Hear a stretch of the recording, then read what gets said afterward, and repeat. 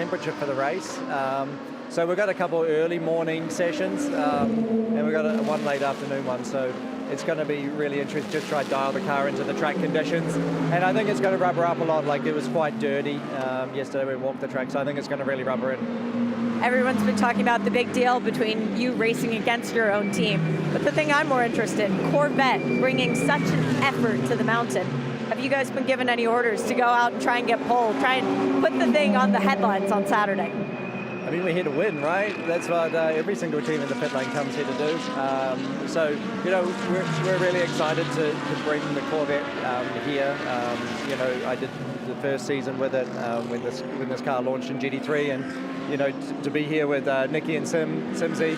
Nicky was teammates in America with, and Alex is there. Like, they're two world-class drivers as well. So it's awesome. It's awesome that JMR's also supported the effort to bring it here. We've got a lot of people from Corvette and from America. So, you know, we really want to build a presence, and we want to be on the podium and hopefully the top step. One of the best drivers yet to win the race overall. Good luck fixing that this week, girl. Thanks.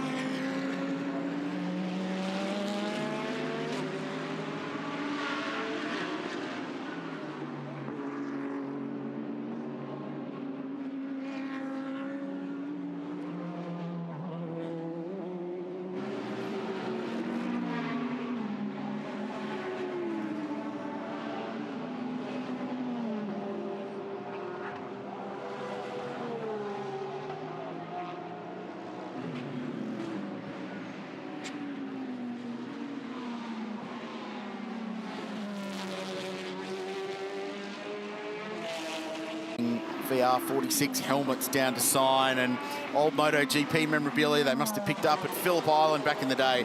His level of popularity is remarkable, and his drive to succeed at this race is even better. Doesn't need to be here. No. Chose to be here, which I absolutely adore. I think you can say the same for WRT as a whole, actually, Craill. So got a cracking start to the season. To Garth's point earlier on, they were at the Dubai 24 Hours, that BMW Evo, which we're seeing here for the first time, that M4 GT3 Evo, at one stage, in fact, for a lot of the race, Garth, at the Dubai Autodrome, they were running 1, 2, 3, 4, the two WRT cars and the two Paladin cars, Darren Young's teams. They were running 1, 2, they look very strong there, the BMWs, very, very strong. Yeah.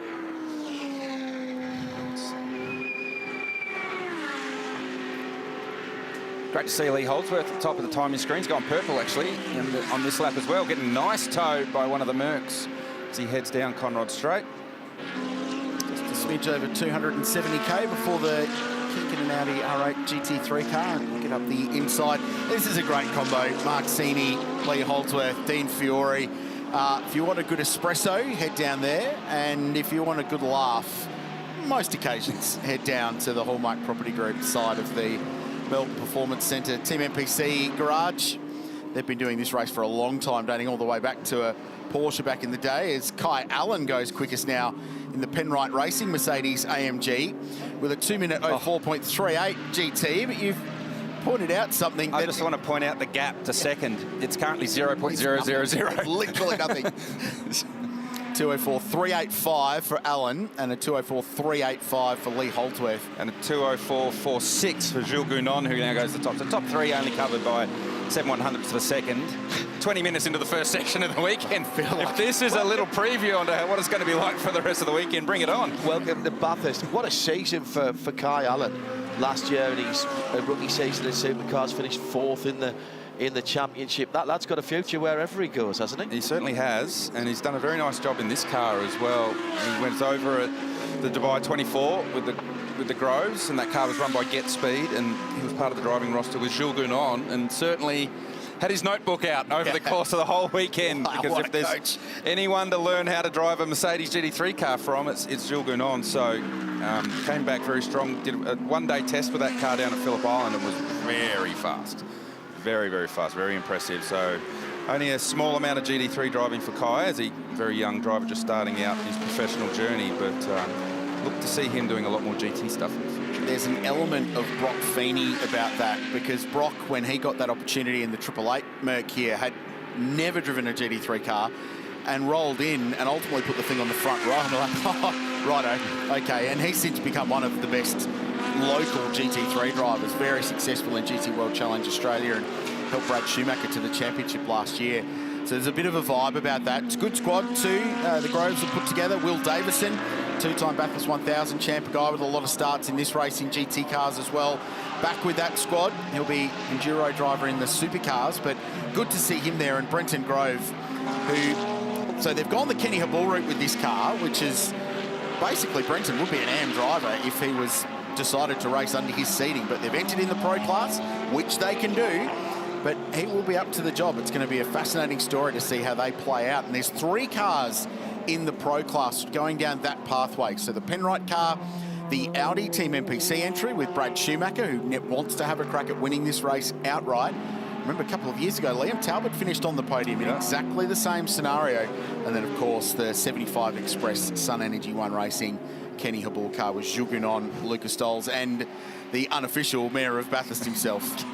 It's the Kenny strategy, I think. The Kenny rule. We started rolling that last year in the race because a lot of people, this was the only car that did it when they won it. And then everyone's like, that's a good idea. Yeah. And it's effectively, to your point, the Kenny rule, the Kenny strategy. And he actually affected a rule change in IMSA competition between the pro class in GT3 and the standard class, the GTD as it's called over there, GT Daytona, and they actually increased the amount of time that the non-pro driver has to do in the pro class at the Rolex 12 House this year. So that the Kenny rule is actually now a real rule. Well, you and I had a phone call in 2023 when we went back to a fully pro race. It was Pro-Am all the way through in 2022, and the race came back after a little pause in 2021. And we looked at that and went, what are they doing? That should be a Pro-Am car. And then we found that little loophole in the rule book that said a bronze rank driver in the professional class has no minimum driver time. So it's down to the 2 pro drivers. Get the most out of them you possibly can. And there where the Kenny rule was born. I'm really pleased it's never been changed either, because it's opened up this opportunity for Brad Schumacher, for Liam Talbot a couple of years ago. Scored an outright podium finish against professional drivers. Chris Haase did a lot of the heavy lifting at the end of that race, but still, you've got to put yourself in the position. So I like that. It keeps the democratic nature of this race, where you can still rock up and have a go and dare to dream that maybe a Bathurst win is in your future, an outright win, not necessarily a class win. Cam Waters has gone quickest, by the way, in 222 Scott Taylor Motorsports Mercedes AMG at 204.1. A couple of tenths quicker than Brenton Grove, who's now behind the wheel of that Penrite car. Dean Fiore behind the wheel of the Hallmark Audi. Chris Haase, the man himself, is currently scored in 4th place, and Gounon, who punched out that 2:04.4 and immediately went to pit lane, his 5th. Marco Mappelli is here this weekend, the Italian, a factory Lambo driver, back with Wall Racing and Adrian Dietz' team in the brilliantly liveried Lamborghini Huracan Evo GT3. Valentino Rossi's behind the wheel of car 46. Then it's Kay Quinn. Now, we're going to have to work out a system here, whether it's Clark or Kent. I'm actually going to work on that because that one's just popped up in the back of my mind. Fontana and Campbell rounding out the top 10. We can go back down to pit lane and say good morning to Shea Adam once again. I've actually found a warm garage, guys, so I'm going to hide out here for a little bit. And that's because the Ford Mustang GT3 was just in having some checks done to this beautiful blue number 65 machine. And 2 of the drivers were standing around watching the work being done. One of them, hello, Christopher Mees. How are you, my friend? Very good. How are you? I'm doing well, thanks. Welcome back to the mountain. Is this your first time racing here, not in a car that we've long associated you with, but this time in a Ford? You're 100% correct. First time here with the Ford Mustang GT3, so yeah, really looking forward and really happy to be here. Is it strange to come here and be garaged so much further down towards pit in than we're used to seeing you? Actually, I think it's good because the pit lane here is flat, so we have no issues with rolling backwards or forward, so I think it's pretty good for us. We didn't expect the weather to be like this, where we would need sweaters. How is that affecting the way that you guys have on your setup for the Ford? Well, we don't have a setup really yet, right? We have no baseline. We have never been here with the car, so actually for us it doesn't really matter. Obviously, the colder the better in general for race cars, so I think everything is set up for a quick weekend. You didn't learn anything in the sim to put on the car to take it off the truck, so to speak? Well, obviously, yeah, we did, but once you come to the real track, you never know if it really works, so we just need to find our baseline now and where we're all happy with, and then fine-tune it. With you, Brock Feeney, and Dennis Olsen in the car, it's 3 guys who know how to win at the mountain. Do you feel like your odds are maybe a little bit better than somebody else bringing in a brand new race car? Well, I hope so. I hope that's why Ford has chosen us. Obviously, yeah, I think experience here is quite important. The sessions are very short. Drive time is very limited. So, yeah, let's see how it goes. With effectively only 80 minutes of practice today for your car, how critical is it to try and get as many laps as you can? It's very critical. I mean, luckily so far there was no red flag. We were expecting a few of them during the day or at least during the weekend. So the more laps we get, the better it is. Is there anything that translates to the car that you've learned over a course of IMSA racing that now helps you out here? Oh yeah, 100%. I mean, we know the car inside out now. It's a pre-Evo car, so we have all the setups from last year, from IMSA, but also from GT World Challenge, where HRT is racing usually. So we try to combine the best, and so far I think it's going well for the first time out on track. It's definitely one of the best looking cars on track. Good luck. Thank you, thank you. Chris Mees chatting to Shea Adam. Chris, the most experienced international driver in the history of the Meguiar's Bathurst 12-hour double winner, a guy that you know very well, Garth Tander, and at Challenge Bathurst a couple of years ago, traded some very, very fast lap times in an unrestricted Audi R8. Great to have him back in what is a really strong combination of the Ford Mustang. It certainly is, and he has a huge amount of experience here in particular, but also in Australia, so understands the racing conditions. He did a couple of years of Australian GT. I was his teammate 1 year, and we had a lot of fun racing against each other in the championship, but also here at the 12-hour. I think we did 3 or 4 of them together. His nickname is Mombat, M-O-M-B-A-T. Explain that. Because that's what he thought the pronunciation was for a wombat. So the German-Australian accents got a little bit mixed up, and he was calling him Mombats for a while. So Chris himself is quite small and quite stocky, a lot like a wombat, so he got the nickname Mombat. So I don't know if they carried over to Ford, so I might go down to the Ford garage this weekend and just word them up. Speak to the HRT team and just say you need to put a little sticker of wombat on the car. Needs to be the logo on there next to his name on the header. 1 year we was Christopher Mees, Christopher Haase and myself sharing the car. So we had, and Haase in German is rabbit. Yep. So we had a picture of a wombat, a rabbit and a kangaroo on the car. It was actually quite cool. Germans had no idea what was going on, but the good old Australian sense of humour was in full swing at Melbourne Performance Centre that year. Chris is one of those guys who behind the wheel is an absolute demon, but out of the car, just such a lovely bloke. Very chill. Quiet, very softly spoken. Mind, what he says is worth listening to, but he completely changes when he gets in the car. It's incredible. He's an animal in the car. When wombats are hungry and they're aggressive, Oh yeah, that's him. If they need to get through you to get a feed, they are going. Absolutely. Watching down at Penrite Racing, so Will Davison and Kai Allen just watching on. Their car currently in third. Mostert behind the wheel of the 222. Alex Peroni's done a nice job in the BRM, car number 268. That's the ACMF Audi R8. So he's gone second at 204.16, so 5 thousandths of a second behind Mostert. And Grove next. Charles Vietz just put the 32 car in a personal best lap up to 7th position at the 204.5 and is going on with that as well. And it's Marco Mappelli, Rossi, and one of the two K Quins behind the wheel of car 101. It's a lap time that Ryder did at the start of the session. It's a mega first sector by Wirtz in the BMW. It's 4 tenths up on anything else we'd seen to that point. So if he carries on with that one, it's predicting to be a low 3. So that'll be significant. The fastest lap time from this session last year, interestingly, was Augusto Farfus, I think. Oh, no, it was actually Kelvin van der Linde who did a 2:02.9. So fastest right now is a 4:1. So that lap time by the BMW last year was done on lap 6. So it would have been done by now, effectively, in this session, if they were going to match it. So Wirtz now pressing on, and it's still looking like it could be a low 3. So we'll keep an eye on that one as we track Brenton Grove in the Penrite Mercedes.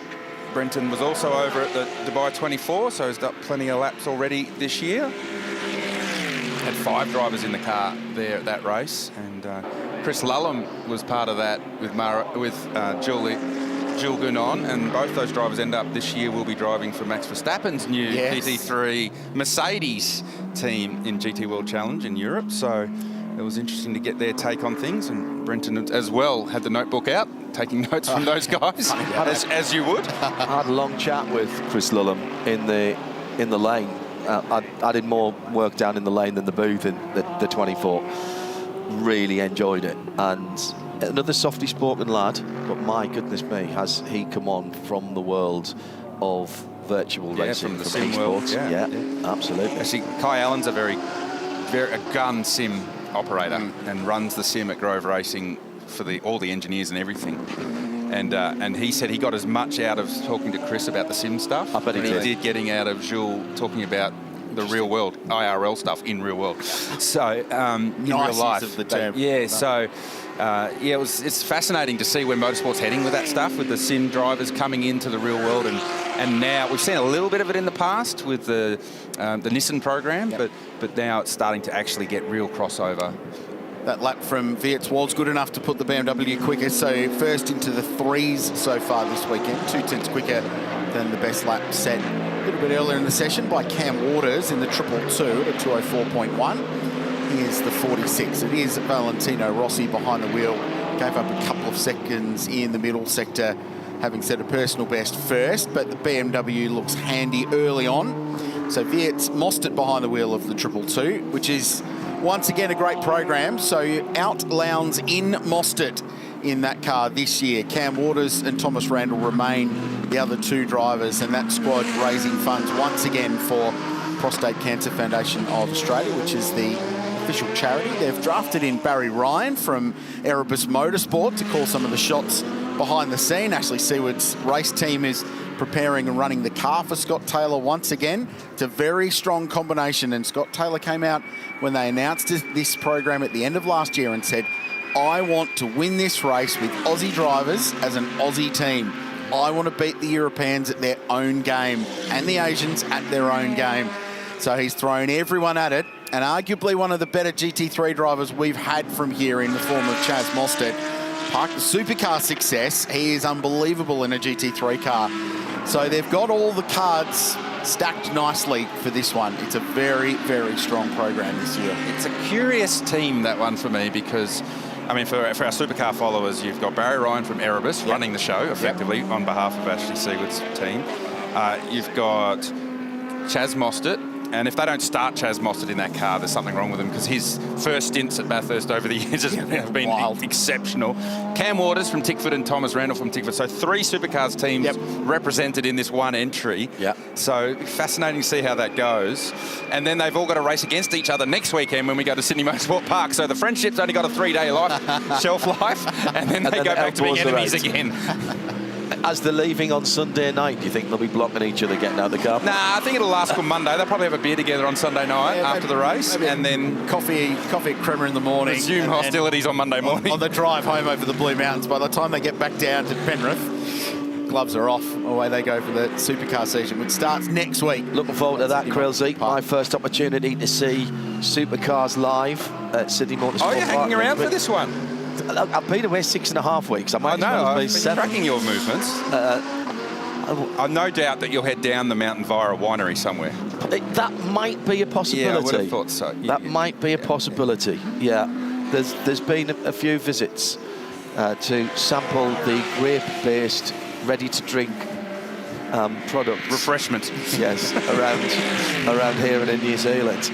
We're 35 minutes near enough, so just 5 minutes left of this quick-fire 40-minute session in the morning. It's BMW, Mercedes, Audi, Mercedes, Audi, Audi, Mercedes, Lamborghini, BMW, Audi in the top 10, which means the best of the Porsches is the number 79 car, the 911 with Fabio Babini behind the wheel. And as I say that, he gets bumped down even further as Ricardo Feller now takes a Porsche into the top 10.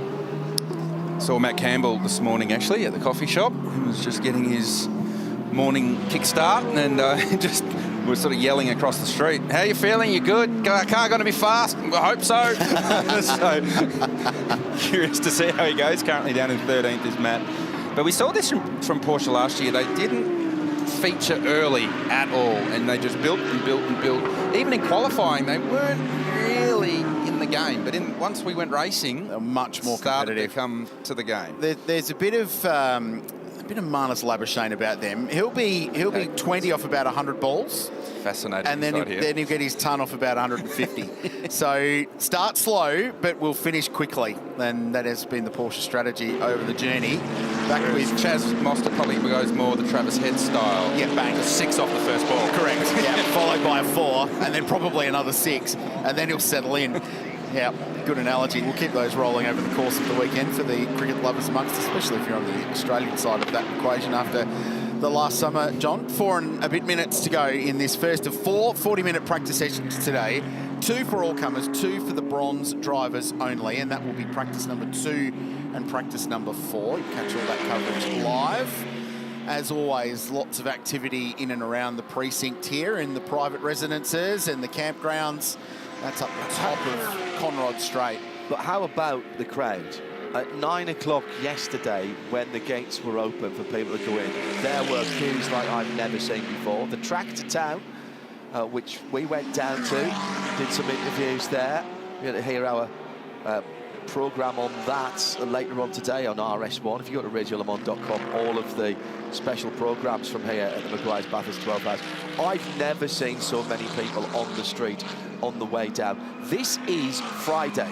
This is Friday. It was raining yesterday, track to town, and it was still the biggest set of onlookers all the way down to the centre of Bathurst. For me, the measure is the campground in the back of the paddock. And driving in this morning through the back of the paddock, as you do, there was camping all the way up to the back of the campground in the paddock. And I don't remember seeing that at the Bathurst 12-hour before. I mean, we're used to seeing that at the 1,000. Correct. But certainly for the 12-hour, it's usually only half full.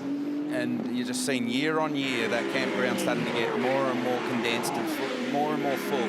And driving in this morning is like, oh, there's a lot more people here already, at John's point, Friday morning than we've seen in the past. Incredible. And there was a lot more people here earlier in the week, even before they could get into the campgrounds. Some of the hotels, we were downtown, we got in here, Monday afternoon. And even then, I was bumping into people and saying hello to them. 2 GT4 cars for the battle here. Only takes 2 for a race, Craill.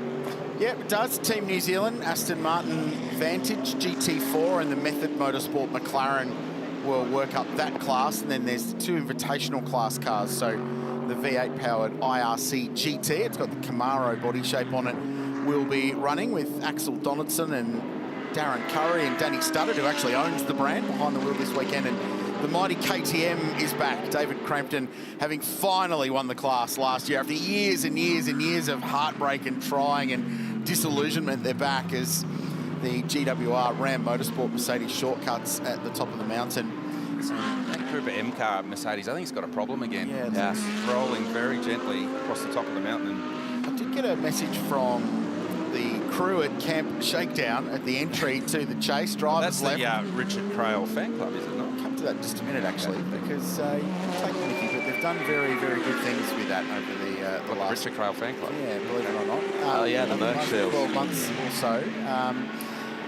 They were reporting that there was a quite notable scent of perhaps gearbox oil or diff oil or smoke coming out of that car when it went past, when we saw it with what looked to be a right rear puncture earlier on in the session. So not a brilliant start for the 888 car. 34 cars have turned laps, gentlemen, this morning in this first 40-minute session, which is about to come to an end. Let's head down to pit lane. Here, Adam, with more news from this early session. Well, the 32 BMW has already come back into the garage. The Team WRT mechanics are hard at work on it. Kelvin Van der Linde, when Charles Verts got out of the car, you slapped his back like you just won the race. It's 2 consecutive sessions led for the 32, but about 12 months apart. How good is it to keep the car at the top of the charts? It always feels good. I wouldn't say it feels like winning the race just yet, but it's always a nice confirmation for the boys that built up the car over winter to make sure that everything's running nicely, and obviously the confirmation of being in the mix is a great confirmation for us, but still a long way to go, as you know, this weekend. Yeah, we'll see how it goes. How did the car feel when you got back behind the wheel for the first time since becoming a Bathurst winner here? Any race car feels great here at Bathurst, but particularly the BMW M4. I think, yeah, it's a privilege to drive, as I say, every year, and so I enjoyed every lap. But yeah, now we're going to go into the thicker things and try and focus on the race. And I guess everyone's kind of on the same schedule. It's very limited on tyres, which is a very critical element here in this weekend. So I think everyone will be on their race planning for Sunday. Well, limited on tires, limited on practice time today, only 80 minutes total for you guys. Is it a disadvantage that there's no bronze driver in the car, whereas some of your competition gets more track time? I wouldn't say so. I think a lot of the drivers that come here, we know the cars. It's we even know the track by now. So yeah, it's just getting that groove and just getting the courage again to go across the top of the mountain. But that's dialed in within a couple of laps, and yeah, just enjoying the experience, right? How were the emotions when you came into the track for the first time here, saw the podium, and remembered celebrating with your brother? It's always special, but particularly from last year, coming as defending champions, it's a privilege, like I say. But yeah, we want to make the most of it. We don't want to say, okay, we won it once, and now it's time to let others have a turn. We want to make their lives difficult and try and defend that title. No Sheldon here, but you got your brother from another mother. What's it like sharing a car with Jordan Pepper? It's great because we have a very special connection. Throughout the years, we shared an apartment, so you can imagine there's a very special connection that you have as teammates already. And yeah, I think it's just nice because we're very open with each other. There's no secrets in such a sense. So I'm going to try and get him up to speed in the BMW here and see how he cracks on. Good luck this weekend. Thanks a lot. Thank you. Still have that 32 BMW P1, John. It likes being there. Yeah, and they've decided to stick a little while before the checkered flag came out, which it has now. So it's the number 15 Volante Rossi Motorsport McLaren that has not turned a lap. Silence from this end of the room as I was quickly running through to find out which one was much harder this year with so many more cars to work out which one hasn't run. So. Yeah, that's an interesting story. That car group of young, up-and-coming drivers from this part of the world, and they added in JB Simonau to that squad just late in the piece to add a 4th driver to that silver class entry. So we'll get to the bottom of why that car has not run. Final few laps being completed. That's the Tsunami RT San Marino flagged squad. Great to have them here with the wildest livery of anything that's rocked up this week. It reminds me, and this is very specific to the northeast of England, it reminds me when we launched the Newcastle Metro way back, the light rail system, the seats were that kind of multicolour for a while. Quite a lot of public transport. Yes, actually, that's fair. I think that we had one like that in WA. Yeah, I think the Melbourne Metro's got a bit of that going on too. But you know what I mean? Yeah. No, you reckon that's where they got the inspiration from, though, John? I don't know. We've got to ask them. It's like they threw every colour at it and said, there you go. It's those artists that get a paintbrush and throw it at the board and somehow manage to sell that artwork for $1 million. If I did that, I'd pay them money to take it. I don't know how that works. It's about the person who explains what you should be seeing when you're looking at it. That's the clever. Wow. That's the clever part. That's why it's worth so much. I see a Porsche 911 and go, that's fantastic. So practice done and dusted, JH, at the end of the session. Yeah. 40 minutes clean. That's great news for all the teams. We do not have a lot of track time here, so they'll have been working through their programme, Garth. Yep, certainly were. And even because there's only 40 minutes in this session, you could see as the cars were coming to pit lane after the checkered flag, they weren't rolling in gently. No. Practicing pit entries, understanding working out their timing, so their pit lane entry time, their pit lane traversing time, doing all that work, because it's not like you've got 4 hours of practice to gather all the data you need. So even after the session's finished, still making sure they're gathering all the information required. So that time, Craill, he held up for Charles Weerts ahead of Chaz Mostert's Mercedes, the 222 Scott Taylor Motorsport car, and then an Audi and a Porsche. So we've got 4 different manufacturers in the top 10. Steve Brooks was last at the wheel of the Pro-Am leader. That's the Team BRM Audi. Dean Fiore in the Bro. We haven't talked about that either. The PAM, the Pro, class. and the Pro.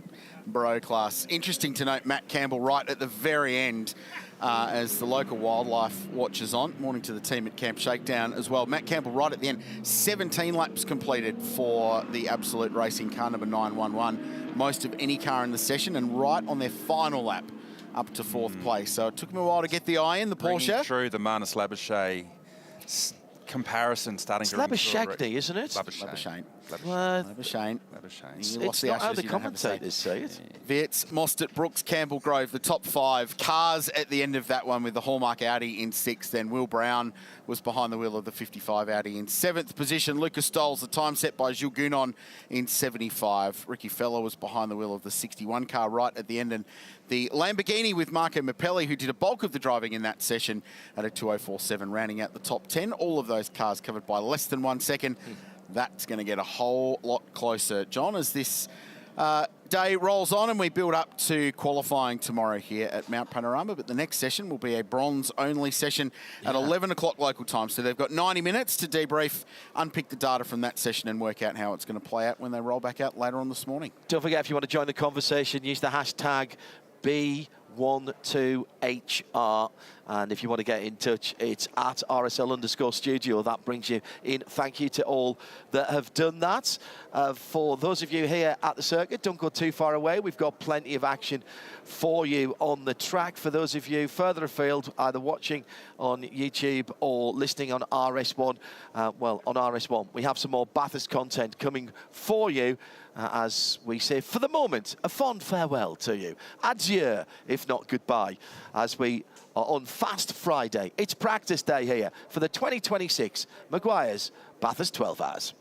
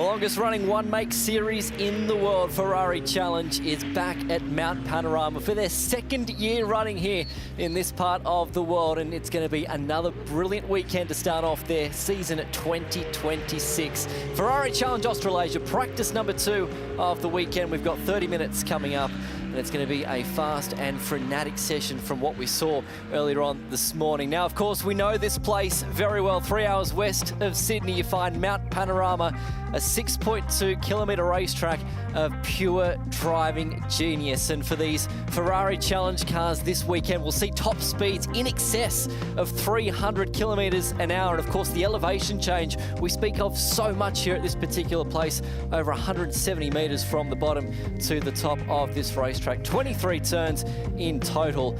And over the course of this weekend, we're going to have 30 minutes for our races here this weekend. 2 lots of them, in fact. Brian van der Wacker here in commentary. Renato Liberto, who is the voice of Ferrari Challenge Australasia, joins me here this weekend. Looking forward to it, mate. What a glorious sight we've got here this morning.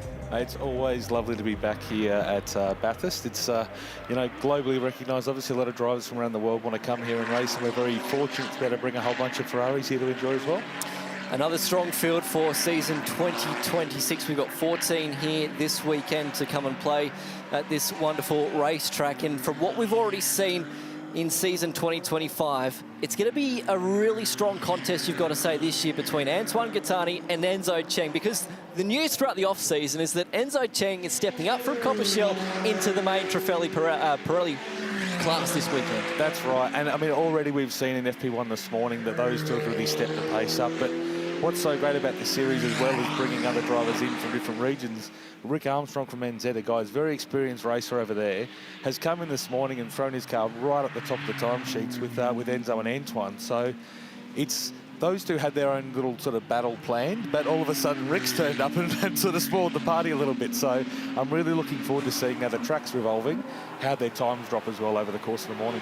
Well, it's interesting you mentioned track, because when they were out there first thing this morning, incidentally, the track temperature was around about 16 degrees. The ambient temperature was in fact 13. And then you fast forward to now, it's gone up to 22 degrees as well. So track conditions starting to come towards these drivers here this weekend as well. But we mentioned Antoine Gattani. What an incredible season 2025 he had. Out of most of the events that he competed in, he won, except for that final round at the bend when Enzo actually got the better of him. That's right. Enzo was a bit sort of slow to start the year. Like he obviously had the potential there at the start of the year, but just, I guess, maybe lacked a bit of confidence. But as his confidence grew, he really sort of not only sort of set the timesheets on fire, but in the races he was attacking and taking outright wins, which was fantastic to see. And that's, at that point we knew he was ready to graduate up into the main game with us.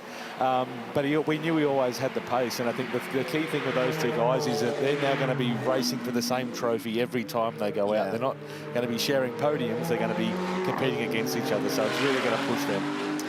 Let's break it down for people that are new to the series, because there's a number of different stepping stones, isn't there, in order to sort of reach this venue, because you've got to start out at almost like a club level per se. That's right. We actually have something called Club Challenge, which is the same race cars, the same full specification race cars, but it really is a learning program. We have our own sort of driver trainers and coaches and engineers that we work with them to develop them from driving their Ferrari road car on track to learning to drive, you know, a high downforce slick GT car on a racetrack. And then once they've got the I know how to drive a car bit figured out, we then have to sort of mentor them into becoming a racing driver, helping them get signatures on their licenses, and then bringing them to places like this to race. You know, for a round 1 to be at Bathurst each year, it's a bit daunting for me as part of the category administrators, but where else would you want to bring the cars to sort of showcase, you know, a category? Bathurst is it. And it's good to sometimes see that progression as well, because when the teams and the drivers were here 12 months ago, for some of the drivers, it was really their first car race. So in order to see that progression now for some of them 12 months on, is going to be something that I think you will probably take great pride in throughout the course of season 2026. That's right. And you know, again, I mentioned our sort of coaching team. We've got some really experienced racing drivers working with our with us as coaches. We all take a huge amount of pride in developing these drivers, and everyone's got different goals. Some people just want to finish. Some people are just here for fun. We've got 2 or 3 guys last year that just wanted to do it together as a group. And then you've got guys like Enzo Cheng there on screen in the 17 car who are there to win races, you know. So we've got different goals for people within the category. But certainly, you know, everyone just wants to get out there and drive these amazing cars really fast, which is what we all want to do. So while we look at Enzo Cheng here, he was the man that topped the opening practice session earlier on this morning. Well, like we mentioned, in quite cool conditions. It's quite blustery out there at the moment as well, which will be affecting the downforce of these cars, particularly across the top of Mount Panorama. It was a 2-minute 12.6 from what we saw from Enzo this morning. I was actually watching down at Meguiar's Murray's Corner earlier on this morning, and he was balked by traffic heading into the last corner, so potentially there was more time in it, maybe even a 2-minute 11 from Enzo. Incidentally as well, the times that we saw here from 12 months ago, the qualifying time in the end for qualifying race number 1 was a 2-minute 8. It was a 2-minute 7 by the time they got to qualifying session number 2. So that's going to be the Hollywood number that we'll watch out for throughout the course of this weekend. And the big thing that I mentioned before with Enzo and his sort of confidence, I guess, at round 1, I've done the same and looked back at timing sheets from last year. Antoine was on pole in quali, but 1.6 seconds behind him was Enzo in P2. Flip that now to the morning session. Enzo's got the confidence to be in P1, and we've actually got Antoine 1.2 seconds off him. So he's really turned the tables on last year, you know, upside down. But as I mentioned, Rick there, we've got the car 2, Rick Armstrong from New Zealand, is really the cat amongst the pigeons. He's turned up and just jumped straight in between the two of them. And I think with Rick, he's raced here before, but about 10 years ago, he said. I think first time in the car, getting some miles, getting his eye back in at Bathurst as well. I think he's going to be one of the ones to really watch this weekend. I think he's going to be very, very quick. When I was watching him in that early session this morning, you could see how he was just trying to get used to the car and the conditions. His first few laps were probably a little bit gentlemanly-like. He was a little bit slow, but then that pace really started to come on towards the end of the session. And he's done a lot of miles throughout our off-season because he was racing back in his homeland of New Zealand during our off-season and was very, very strong in the Porsche Endurance Trophy last year as well. Won that and then went on to win, of course, the GT New Zealand series over there throughout the course of summer in New Zealand as well. So he's got a lot of experience and he'll bring that here this weekend. And I'm looking forward to seeing how he's going to go in amongst that pecking order throughout the course of this weekend. Now, obviously, we've got the main class that we've got here, of course, the 296 Challenge cars, but we've also got the 488s in the mix this weekend too. That's right, and that's our previous model. That's a twin-turbo V8 variant. It's, you know, a few years old now, but it's still a very, very fast car. You know, nearly 700 horsepower in the older car, 700 in the new 296 you see on screen now. But the easiest way for our viewers to sort of recognise the cars is the windscreen banner. That's probably the easiest visual. Seeing on screen now, our red windscreen banner is our sort of the premier category, the Trofeo Pirelli class, our more experienced, faster drivers. Our yellow band one, which is the 105 car we saw a moment ago, is our copper shell class. So our less experienced drivers, but still in the 296, exactly the same power output specification car. And lastly, our blue windscreen banners are the older, slightly different looking car, which is the 488. And that, for those around the track here, you can really hear that flat plane V8 as well. It really stands out amongst the field of V6 cars, which is, for me, that's what I love to hear, is the old V8 Ferrari. And the thing I love about the new generation car as well is that it derives a lot of technology, even, for instance, from Formula One, where you've got an S-duct as well to help with that aerodynamic performance, particularly under brakes, where it settles the car when it pitches and rolls through the corner. Which is, you know, for a track like Bathurst is really quite important, because we're seeing well over 300 k's an hour into the chase every lap in that car. So having that additional aero stability in the car when you're doing that big heavy brake into the chase is really important. But also it's making the car slipperier. So when you're doing that climb uphill, which is wide open throttle for a while, it makes the car slip through the air. So whilst it's got way more downforce than the 488, 18% more downforce in fact, it's actually a slipperier car through the air. So more power, slipperier, it's the perfect scenario for a race car. You did the wonderful job of taking me for a bit of a tour through the paddock yesterday. The thing that I loved was that it's all about the little 1%ers when you sign on. So you get your own locker, you get your own overalls as well, sometimes your own coach too. You guys go to a lot of measures to make sure that these guys have an incredible experience when they come and race with you. That's right. I mean, it is, you know, Ferrari customers, the driving the car is the main bit, right? We want to make that the fun part, and all of the other bits that you do as a racing driver or a team owner, we don't want them to have to think about necessarily. So, you know, we've got our own category management team that handle all the paperwork side of things for them. Obviously, mechanics and engineers to prepare the car. They can just turn up empty-handed, and we can give them their race suit, their helmet, everything's ready to go, just say in their own locker. We've got our physio there this morning. A few people were getting a bit of a warm-up before FP2. But really we want to make sure the drivers have got everything thought of, and we can really, no matter what level they're at, we can kind of, I guess, help them and nurture them into their racing program. And that's what it's all about, hopefully trying to see that progression possibly one day into GT3 categories as well. So let's just quickly run you through times in the early portion of this session. Antoine Gattani's already done a 2:09.5, so significantly faster than what we've seen this morning. We've got a little bit of UV now getting through onto the racetrack as well, so sun's starting to poke through the morning cloud here, which will elevate those track temperatures as well. Jim Pollicina, who we were just watching, has jumped up to position number 2 at a 2:11.2. Interesting to note, though, Rick Armstrong's just gone fastest to the first sector, so we might see that little margin out in top extend or improve at least for Rick. He's so far position number 4. When I had a look this morning, it was very much Gattani, Armstrong, Cheng, and probably Pollicina that were really bunched up together in that first practice session. They're probably going to be the benchmark that we'll watch out for. That's right, and then also just looking at that, now we've had Gattani, Armstrong, Cheng just leapfrog Pollicina and Wilson that were setting quick time, so the track and the confidence is obviously getting to them now. Our first session this morning was very, very cool track temp, as you mentioned, but also where the first car was running at speed, so the track was quite dusty, everyone was saying.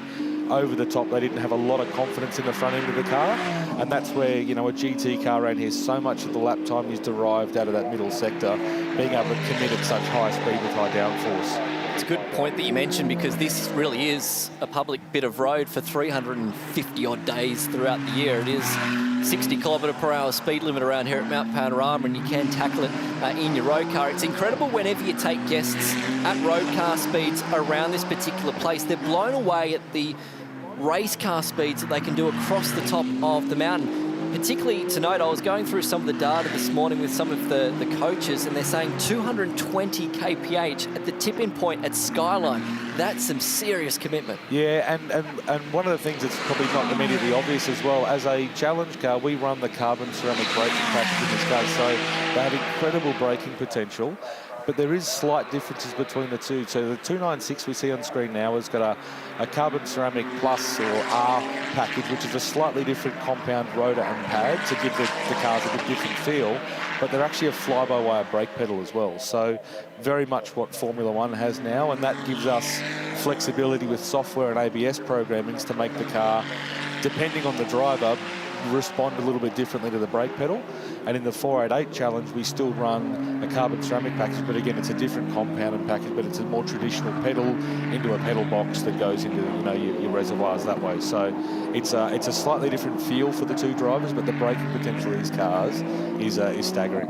And when you mention the R variant of the rotor, it's also probably interesting to note that the longevity of that rotor is extended a lot more as well, because you were saying yesterday that some of these teams can get really a season out of a rotor. And that's right, we were seeing that last year. So depending on the driver, you'll get obviously higher deg on the, or degradation on the pad.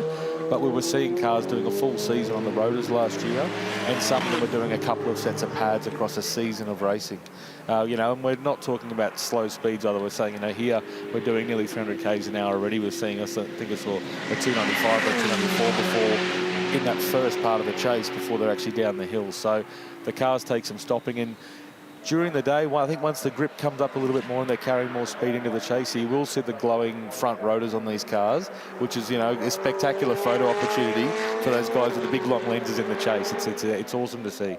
Let's quickly run through the format for this weekend. So we've got 2 practice sessions here this morning, and then we go into a qualifying and race format, which is separate. So we've got qualifying race 1 for race 1, and then we've got another qualifying session tomorrow for what is race 2. So it resets the grid, so there's no progressive format throughout the course of the weekend, which is, I think, probably a good thing to go about it, because if you have a bad race, you're not punished there for it in the next one. Exactly, and also I tend to find with that format in any category, the intensity of your races are a bit more because you've got the fast guys are all together, and the groups are qualifying at their own pace, and the start of the race is then more exciting because of that. And what ties into that as well is we have a two-set tyre bank effectively. So from FP1 and 2 now, they kind of open in what they can use, but from Quali 1, they get 2 sets of tyres that they can allocate and use as they wish.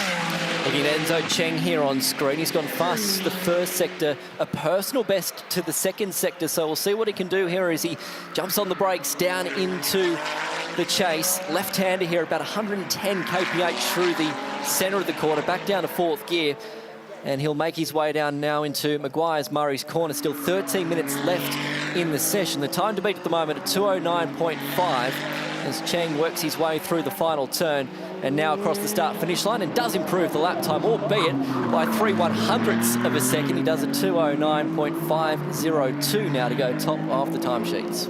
And you can actually just hear on our audio here in the commentary box as well, Rick Armstrong there, the car in front of Enzo. Obviously Enzo's chasing him down, but you could actually hear the ABS chattering then on the front tyre as he was turning into turn 1. So Rick's clearly, pushing that car a little bit more. And again, someone who hasn't done a lot of laps in this particular car, the 296, we've got adjustable traction and ABS. So he's probably starting to explore that, because there is some considerable time gains that can be made by optimising those settings in the car. And that's a great thing about these cars as well, because they are in some regards a training car for some of the drivers as well. And you were running me through the traction control settings yesterday. So there's a TC1 traction control setting 1 and a TC2 traction control setting 2. And depending on what dial you switch, obviously therefore dictates how much traction control you put in and when you put it in as well. That's right, and that's exactly how we explain it to them, Brian, is we say that, this dial is for when you want it to do something, and the other one is for how much it does when it kicks in. And it's a good learning tool for us at any level, because we can make the car intervene very early and do a lot when it intervenes, like cut throttle, cut boost, those sort of things. But when they start to feel the tyre moving and the car move around, we can stay the same in terms of when it kicks in, but we can start making the car do less. So they feel more tyre, and then we can start toggling things back. And the more we obviously reduce that, the more in performance and lap time we can extract from the car and driver. But we never turn it all completely off. Same as in GT cars now, the systems are so unbelievably good that they are more consistent than a driver on every corner of every lap of every session they do, that we want to actually teach the drivers to use that technology, but as little as possible. And it really does make a difference. And things like that fly-by-wire brake is probably the difference between someone needing to leg press 130, 140 kilos to do a big stop, and being maybe able to do 50 or 60 and still doing a big stop, because we can change the ABS setting to help with that. And when you're a trainer per se in the passenger seat, you can bring up a map, is that right, to see where the traction control is coming in, and if they can actually adjust it and how much effect that will have on the race? Exactly, yeah. There's a big sort of light, if you like, in the dashboard that sort of grows and shrinks depending on what the traction control is doing at the time. So like a pie chart? Yeah, kind of exactly. A plate of pasta, pizza, whatever you're going to call it. It's very obvious on the dashboard, but not distracting, so that you can, when you get used to it, you can look at the windscreen, but your peripheral vision will pick that up happening. So you can really start to fine-tune that per corner, like you would you see them do in Formula 1.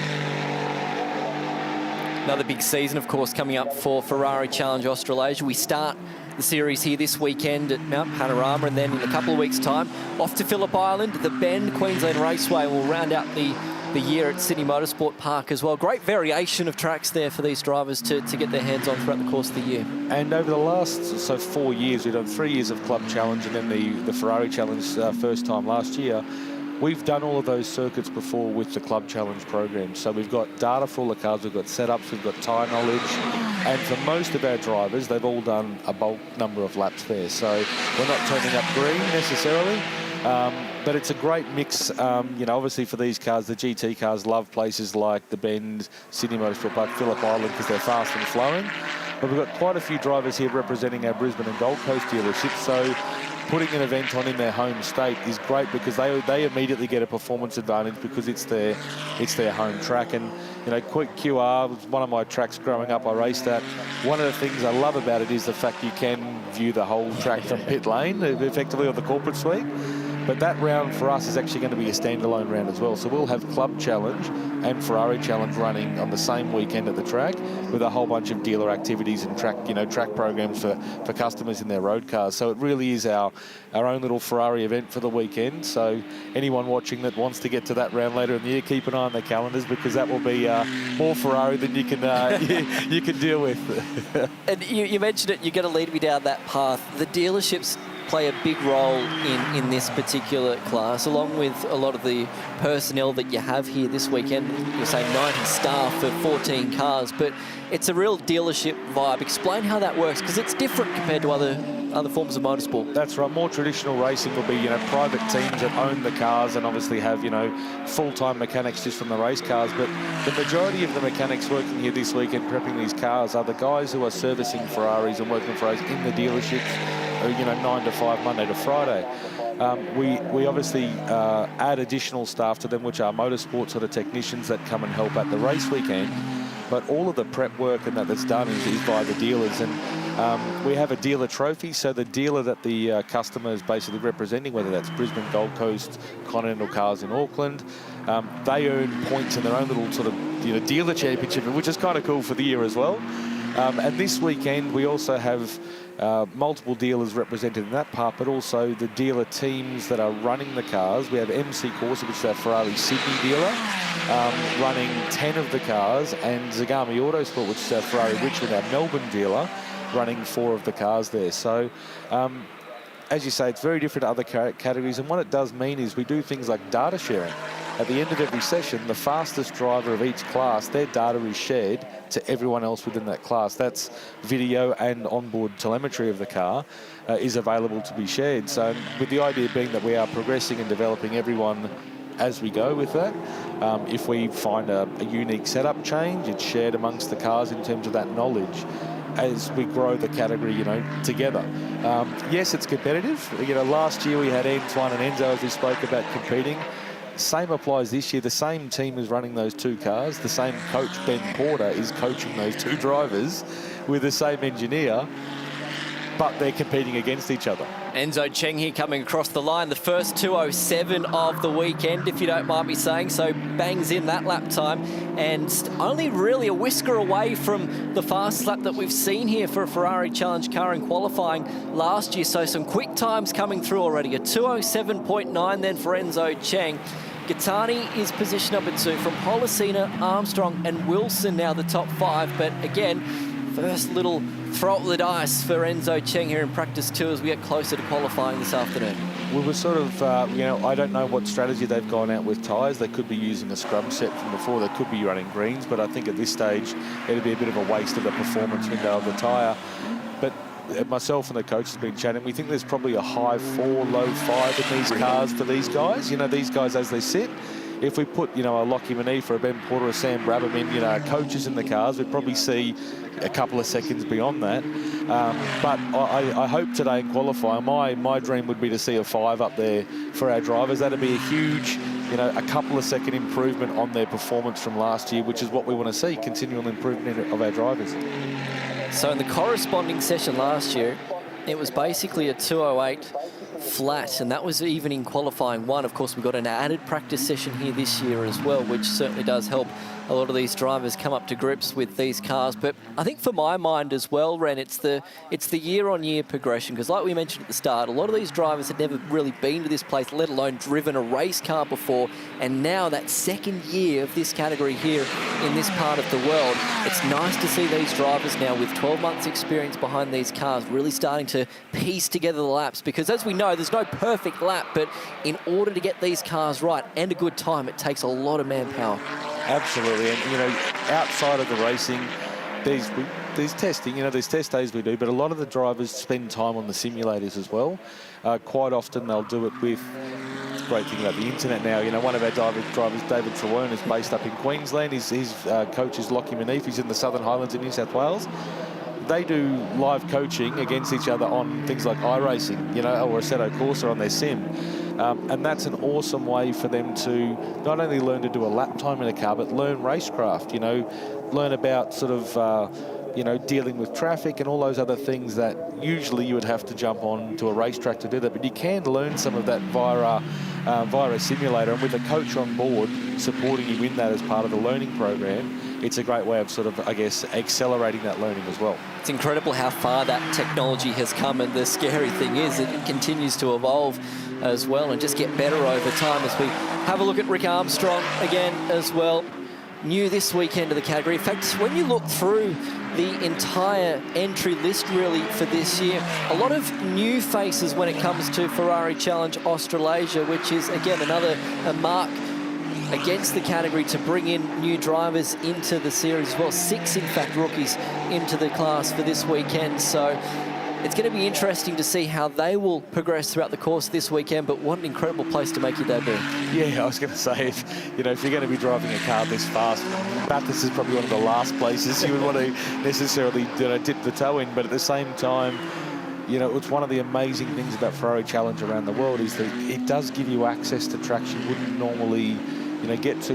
In the past, we've done Asia Pac Series for Ferrari Challenge at the Grand Prix. Yep. This year, we've got Le Mans support category, which is just incredible opportunity. And these guys that you see on track here will have the opportunity to kind of pre-qualify, if you like, to be part of that challenge program there. And our main world final race, which this year is happening in Catalonia, is another awesome opportunity for our drivers to kind of, you know, just tick some extra boxes in their bucket list as they're going through driving these amazing cars. That's the thing, it's the places that you get to visit as part of the experience as well, as Armstrong brings it through the final turn. He's done a personal best to the first sector and the second sector, and a session best, if you don't mind, in the final sector to go back to the top of the timesheets with a 2:07.7. That is an extremely quick lap time in the early part of the weekend so far, getting close to that 2:05 that we spoke of, seen here last year. So Armstrong putting a marker against his name already as well to say, hey boys, I'm here and I'm ready to challenge with some of the leading contenders in the class. And that is a handsome lap time with 1 minute and 30 seconds remaining on the clock.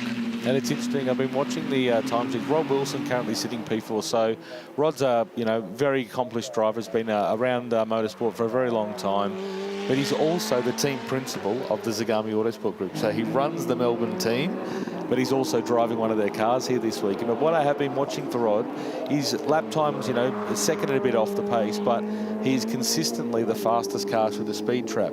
Someone like Rod is probably looking at things like already looking at playing with wing angle because he knows the car so well. He's trying to trim the car out early. He's consistently 3 to 4 k's an hour faster than the guys who are the 3 positions in front of him. So that may be giving them a little bit more pace through the middle sector, but he's definitely... Bathurst is a lot of straight section, right? So if you can dial the car in and tune the car on the low wing, you can make some cheap gains on the 2 straights here. 7 different settings on that rear wing that they can angle it to try and either improve downforce or create a little bit less drag as well. So that's something that they can play with because there is a number of tools they can adjust to the car in between sessions as well in order to try and improve that setup.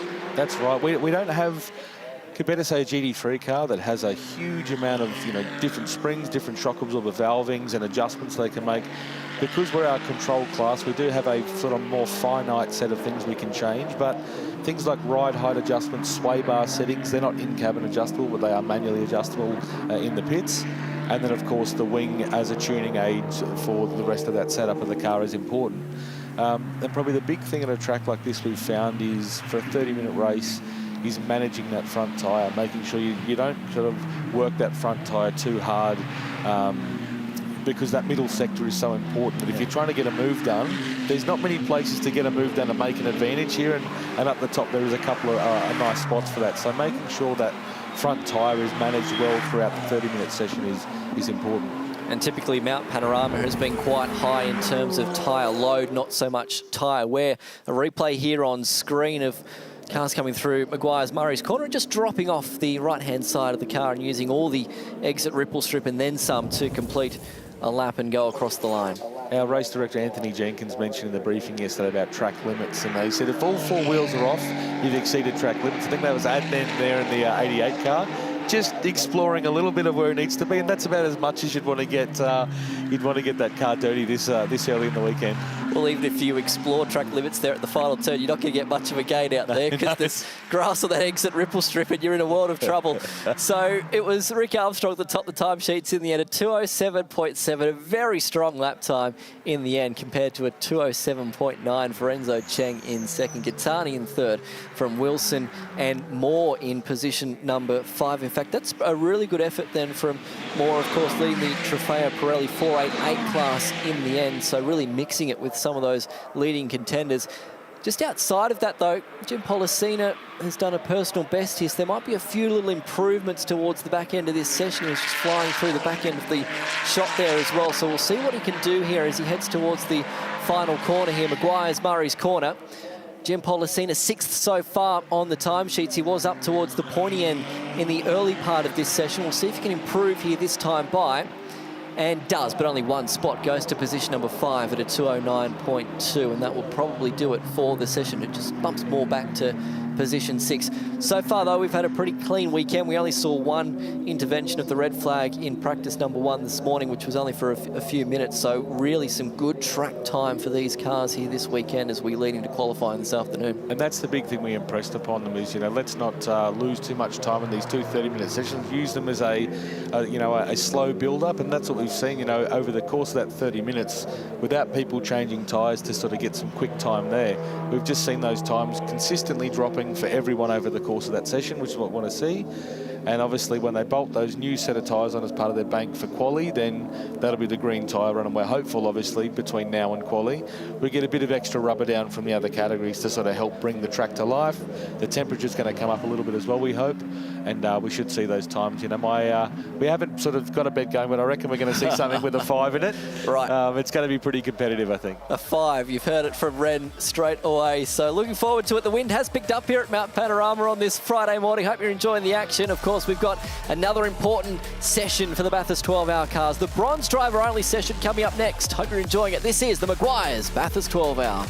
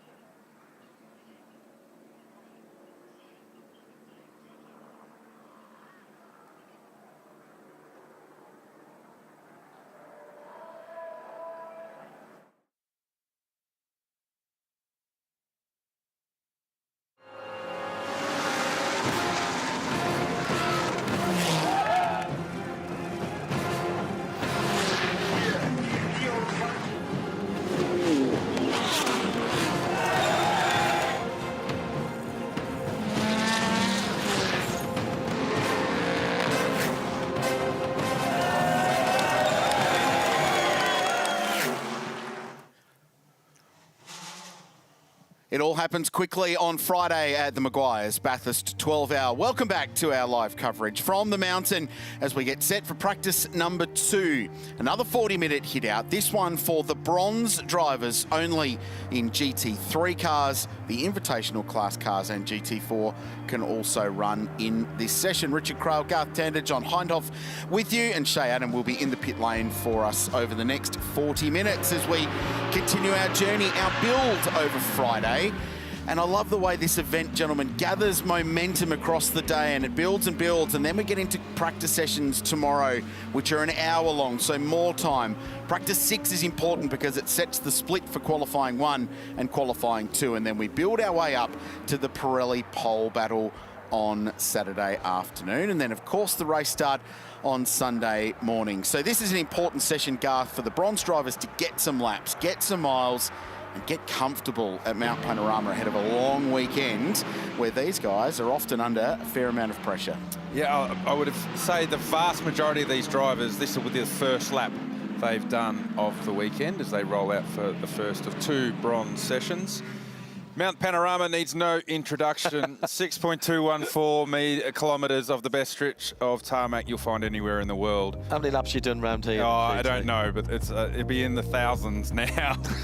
What was it, 27 1,000s, a couple of 12 hours and a couple of 24 hours. So yeah, a lap or 2 around here, but it is a magnificent bit of racetrack, and all of our international visitors that come here every year to this race will put this racetrack in their top 5.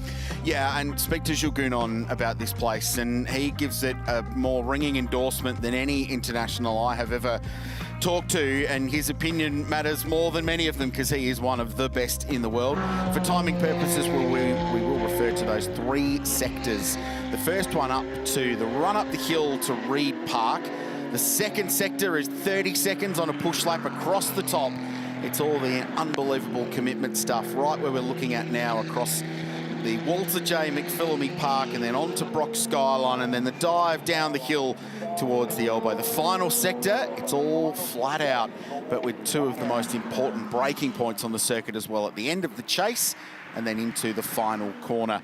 So that's the circuit, that's the scene. 40 minutes on the clock. A little bit of housekeeping. Went down and had a chat to the Volante Rosso crew, Garth and John, after practice 1, and the only one of the 35 cars that are entered this weekend to not complete a lap was their McLaren 720S GT3. They had a gearbox issue, said they ran the car up last night on the stands. They often get the car up to get gearbox temperature up and make sure everything's working. They'll go through the gears, the rear wheel's spinning.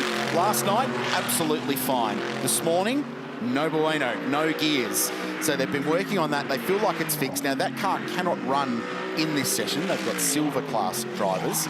They're confident that they'll be out for practice number 3 a little bit later on this afternoon.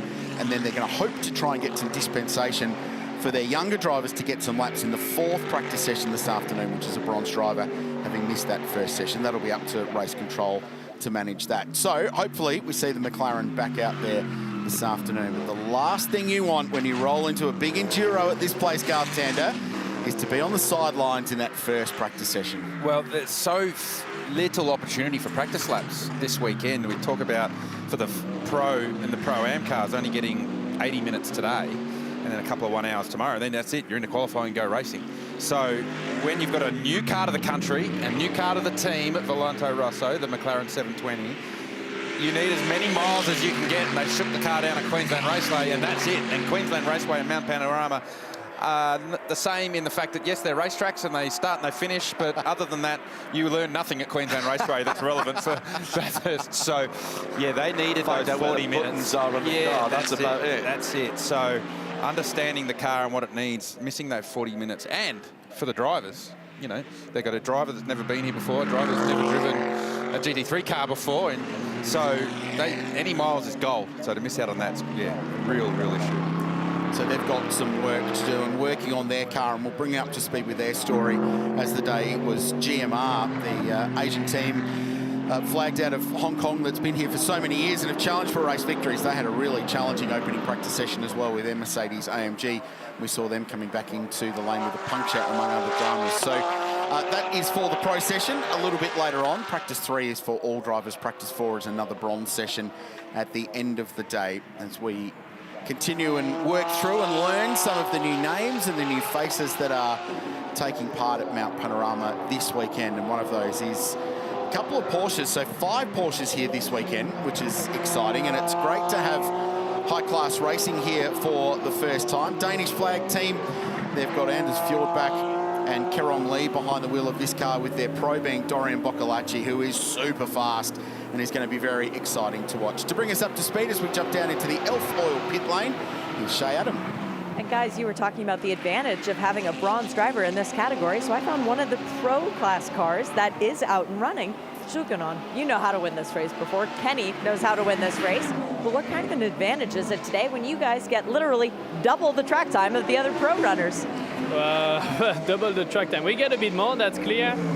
So it's good for Kenny, but it's also difficult because Kenny is carrying on our tires right now. So next session, we're going to have 25 laps plus on our tire compared to the other car. So it's always a trade versus track time to the running. But yeah, I love to be there with Kenny. Honestly, he's very impressive around the mountain. You need a big heart. He has a very big heart, and he's very good across the top and so on. So first laps for him, he's on live TV. Car looks good. Car felt good. So yeah, we get the groove in and see. It's a new car as well. Princess, I believe, is what her name is for this one. How did it feel compared to the ones that you've driven and won here in the past?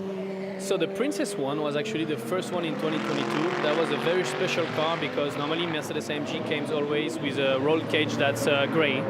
And for that race and for Kenny, they made an orange roll cage, which actually was cool. But in the morning hours, it was very hard to drive because the car was super reflective, the roll cage inside the car.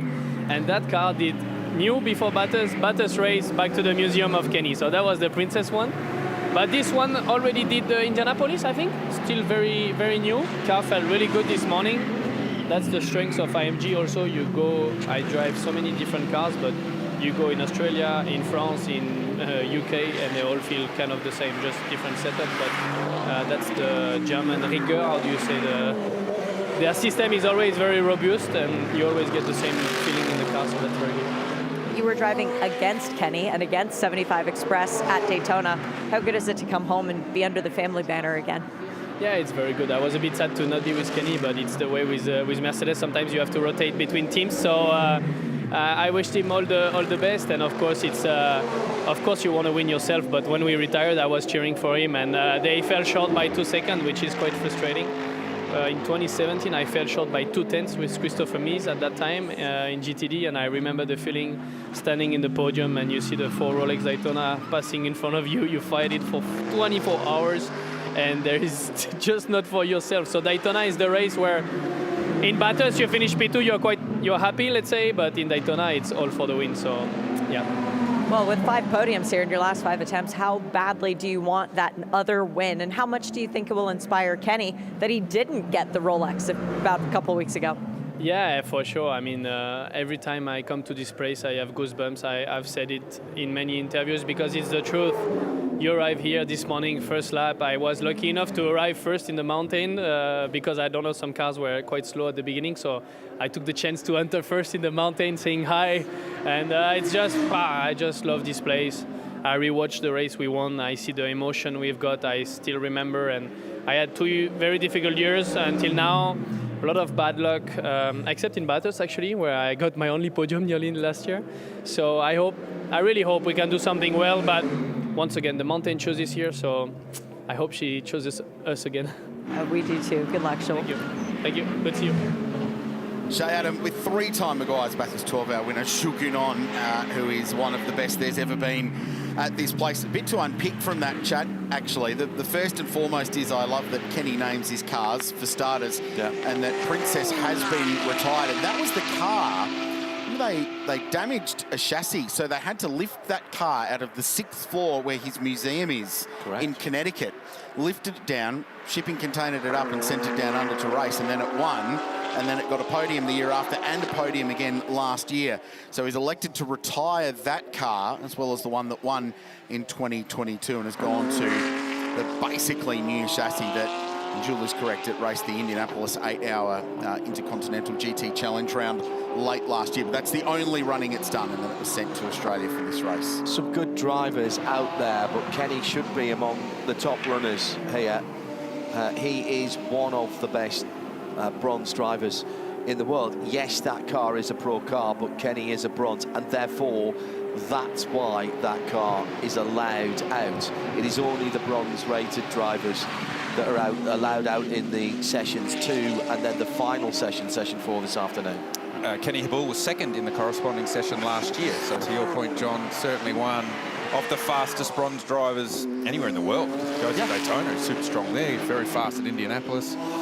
He's actually got to be a little bit careful, I think, sometimes, Kenny, that he could lose his bronze status. Correct, he might if get he keeps winning races, they will take it off you and elevate you to silver, and therefore you can't do these extra sessions. I think because of when he started racing, in terms of an FIA rating, at least, he started racing and what actually Stefan Vendel from AMG Customer Racing, he calls ARM drivers late starting professionals, which is a phrase that I've oft repeated because I like it so much better than gentleman drivers or non-pros or whatever. Late starting professionals, but I think because of when Kenny first started racing, that he can, unless he becomes a works paid driver, he can only ever be a bronze. He's lucky. Actually, Kenny Hindhaugh started racing twice, actually, when he was young.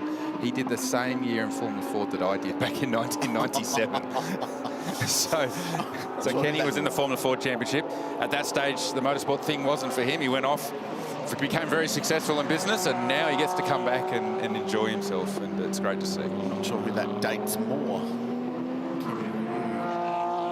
Sure. He did race. He raced Formula 3 actually for a time in Australia as well. Australia. Distinctly remember a fairly spectacular moment at Oran Park in a bright red car run by Piccola Scuderia that ended up launching through the air in the infield at that joint too. Of course, Garth was very, very young. Garth was extremely young. Still in short trousers. Let's go with that. Penny rocked up at the circuit a couple of days ago. It flew into Bathurst International Airport, as it is this week. But he drove down into the paddock yesterday in a new toy that he's acquired that has horsepower in the thousands. I believe it's a Dodge Charger. It is a Dodge Charger. That is a beautiful custom hot rod car. You'd see it at the Summonat or something like that. It is a beautiful piece of kit that he's just acquired. It's road legal, though. It sounds like a top door slammer drag car idling down there. Big superchargers. Oh, I think I heard that thing driving down the paddock. I thought it was one of the drift cars. No, that's Kenny. Kenny going to his house. Yeah, well, he's been good enough to put it in the paddock on display this weekend for the fans here at Mount Panorama, which is awesome.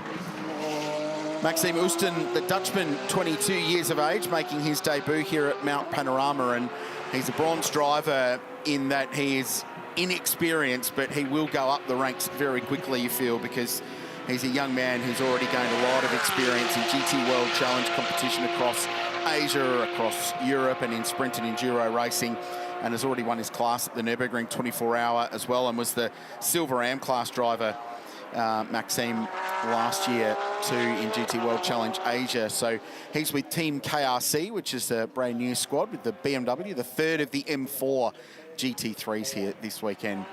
So Maxime's going to be quite quick at 205.3 already. Eduardo Barrichello, famous surname, is second in the number 27 Heart of Racing Mercedes AMG. And he's just punched out at 205.5. And Kerong Lee in the number 86 Porsche that we were just watching on screen is third quickest at 206.7. So there's some real talent here. The other driver worth talking about in this field is the car and driver currently fourth, Brad Schumacher. When it comes to Bathurst locals, it gets a little more local than he, because he lives just at the end of Pitt Straight. You can see his pit garage from the living room and the swimming pool. And he is the reigning GT World Challenge Australia champion. Wrapped up the title in an incredibly dramatic showdown at Hampton Downs in New Zealand late last year, with Brock Feeney sharing the driving duties. That's the car, Jamek Racing, Team MPC. The runners a pro entry this weekend. Brad's been a Pro-Am winner here. He's won all of the classes, Trophy, Am and Pro-Am in GT World Challenge Australia. The Bathurst 12-hour is the big box for him to tick. This is a massive life goal for him, just to run in the pro class, let alone have a crack at winning. And with 2024 Repco Supercars champion Will Brown and awesome former factory Audi ace Chris Haase alongside him, with the might of Team NPC behind them, they are in a good position. So Brad has a big job to do this weekend, but it's an exciting story and a reward for a guy who's tipped a whole lot into this sport and to making himself a better driver to compete with these pros. It was almost the battle of the locals going on there, because just in front of Brett Schumacher and the Audi was Grant Denyer and that Lamborghini of Adrian Dietz, and Grant, Bathurst local as well. So those guys have done a few laps around here, probably not as many as they have, well, more on foot than probably in the race car as they start their motorsport. Well, Grant not full time, but living here, I know Grant runs around here a lot, does a lot of laps on feet. What, is somebody chasing him? Yeah, I'm not That's sure. the only reason that I've been running around here. Dear me, that's a big key. It's a mission running around here. I've done a lap or two running around here. It's a mission. I love the fact that Lamborghini are about to launch the Temerario. We'll see that at Sebring in IMSA competition in the middle of March. And here is that venerable Lamborghini in that classic red and white livery, still coming to Bathurst and still having a go. And going, Craill, for 3 class wins on the backs. Yeah, which would be a great story. And the Heart of Racing by SPS team looking to defend their class victory in the bronze class last year as well. And that's actually just been flagged to me that Eduardo Barrichello, who is in 2nd position at the moment, is actually a silver ranked driver. However, there are dispensations given at this place for drivers that have never been here before to gain more experience. If they're silver ranked, they can run in the bronze section to get them laps. It's all about building up that experience and the quality of the field, which will ultimately, hopefully, pay off on Sunday with a cleaner race as more drivers get more laps and more experience at this very demanding racetrack. Seeing some of your comments coming in at RSL_studio. Don't forget, use the hashtag B12HR, drive the conversation, and as well as being a part of it. Thank you. Clearly some people just after midnight in the UK, just after 1 o'clock in the morning in Europe, who are joining us. East coast of the US tuning in as well, making this as ever a truly international race. So head down to Shea Adam, who's in the Elfoil pit lane. Doing a little bit of snooping right now, because I heard you guys talking about cars that had some issues in the first practice session, including the 888 machine. That's the GMR Mercedes. There's no work going on this car right now. I've just walked by their garage, and it is very casual. There are actually other teams in the pit lane that are more worried about what's happening in their garages, including some of the Porsches, but in the Mercedes lands, it seems like everything that was troubling them for that first practice session has been cleared, and they're ready to go after lunch. Thank you, Shay. Appreciate that, Danny Neal for pit lane.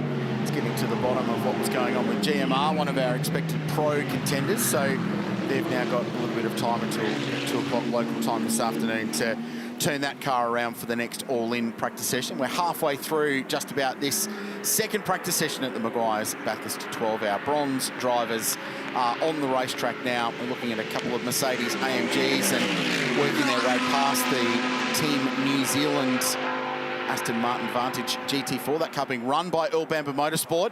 A little double operation for EBM because the Aston's based at pit entry and the Porsche's a long way down towards pit exit end of pit lane. So their operations are split. Ben Jenkins, who runs the Aussie arm of Earl Bamber Motorsport, is overseeing the Aston Martin side, and then they've got a lot of their Asian team working on the Porsche. So some logistical challenges that come with the nature of this race. That'd be a mission, wouldn't it? You get some steps up this weekend. No problems getting your steps up each day. Here's Kenny, currently 4th at a 2:06.6 and set that on his previous lap. Tony Ruan, went quickest last time by. Just got past his front door there, hasn't he? Yes, yeah, a little bit further up. He's actually expanded up there a little bit of late. Has he? A little bit more ground, perhaps, for Kenny up there. He was in great form in the track to town. Told me his favourite pie shop in town as well. You're on a bit of a global campaign for pies. At pie hunting. I am pie hunting. I have embraced the Antipodean tradition of good pies. Started in New Zealand. I'm working my way through this area of the world as well now. You're a tomato sauce man on your pie? If it's a plain mince, then yes. Oh. If it's more fancy, if it's a bit boutiquey, if it's a bit more bougie, as Craill would say, then I like to actually taste the flavour. So it's a tough call. I do like sometimes a bit of brown sauce on a pie, but it's pie. It's very pie dependent. That. Okay. Brown sauce on a I'm pie. not sure I can get around that. No. Really? No. It was all going well until you brought that up, John. Brown sauce. Brown sauce with mince. You see, that's bit of Worcestershire. We've been told. That's getting worse. That came from the truck, eh? Mince on toast with a bit of Worcestershire sauce on the top. Not sure about some of the feedback we're getting about that. Cheese on toast as well, same thing. Does cheese have a place in a pie, though? There's the question. Well, the Kiwis will make a very stout. They're very strong. Smoked cheese. Let's talk about some car racing. It's great to have JMR here, two-car team, and with them come the Chevrolet Corvette Z06 GT3R for the first time to Mount Panorama. And the Princes, Prince Jeffrey and Prince Abu Ibrahim, will be behind the wheel, sharing this car with a couple of fast pros. This is a brand new chassis this weekend. It is a brand new Corvette that was flown specifically out for this race. So this is as much a shakedown as it is a practice session for JMR. Their pro car was very solid early on. A bit of a learning exercise for them today to get up to speed. They have been a very busy race team of late, competing in the Asian Le Mans Series, which only wrapped up last week in the Middle East. Weren't they in Abu Dhabi last weekend? They were. Yeah. They were. So the frequent flyers have been well looked after. A lot of Aussie input in this team. It flagged from Johor, which is, if you're unfamiliar with the geography, it's basically the province right at the bottom end of Malaysia, just before the strait that crosses you across to Singapore. Beautiful part of the world. So they've got operations in all corners of the globe at the moment. But a lot of Aussie impact in the Bathurst 12-hour campaign this year, and a lot of ex-888 guys and girls are behind the scene there, actually. It is slightly throwing me out that I'm looking at Corvettes that aren't bright yellow. I can understand that. Green and blue as well. We've got with DXDT in IMSA racing, and Tom Furrier just released their new season's TF colour scheme for their cars. But I do have to do a slight double take. But I think it suits. I think that livery suits the car very well, and mid-engine cars go all right around here, Garth, and that's got plenty of grunt on it as well. Yep. There's a lot of people thinking that the Corvette is very much a tool that can get the job done here at Mount Panorama because of its mid-engine configuration and its straight-line performance. So as long as you get the thing pointed in a straight line, leaving Forest Elbow and leaving turn 1, heading up Mountain Straight, it's hard to pass across the top of the mountain. So you've only got to be there or thereabouts across the top and get the thing pointed and going in a straight line nicely.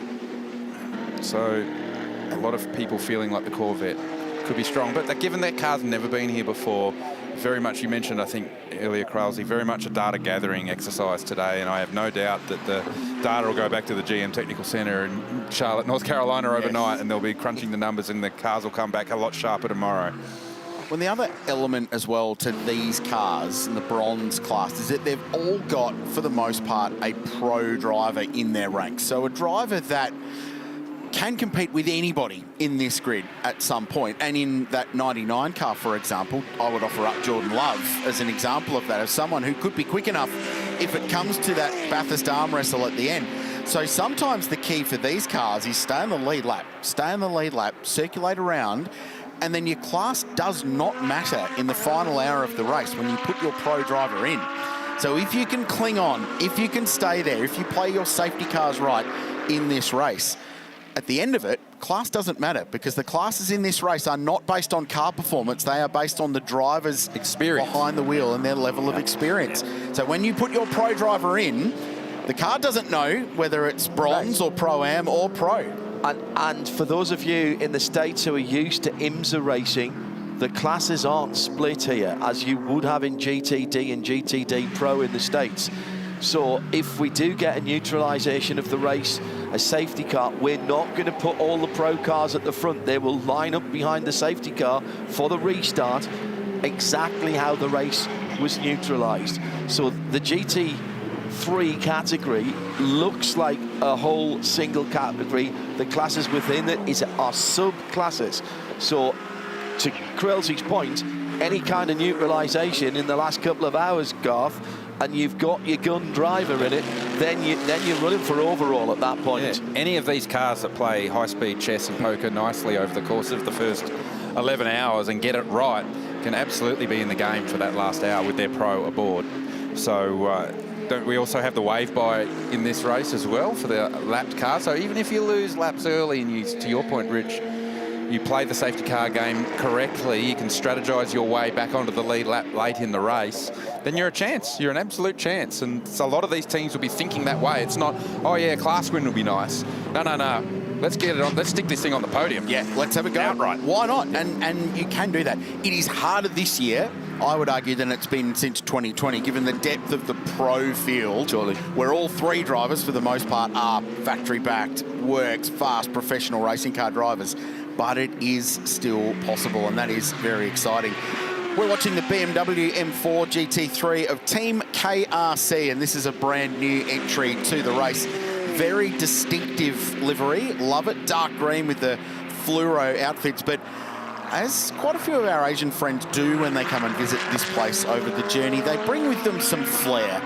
And I like that for KRC. And if you have a look on the side of that BMW, you'll see a crocodile. That's Muckus. That's their mascot. But what I love about their mascot here is that they've dressed him up. And one of them's got a koala, and one of them, there's the koala, see? So the crocodile is wearing a koala, which sounds like something that could happen in Crocodile Dundee or something like that. But I love that they've gone this Aussie little approach, but they've brought their mascot with them. Fan favourite. We always see it with teams like that come down here and play at this race. Che Adam, down in the pit lane, where are you? I am in the Quinn garage, and I have just witnessed one Quinn get out of an Audi and another one take over. Tony, how special is it when you get out of a beautiful Audi, having just done laps around the mountain, and hand over to family? Well, it's quite unique, and you know, I believe that this is the first time this has ever been done. Maybe that's for a good reason, you know, don't know. But look, the car was good. The car was quite comfortable, and each lap we got better and better.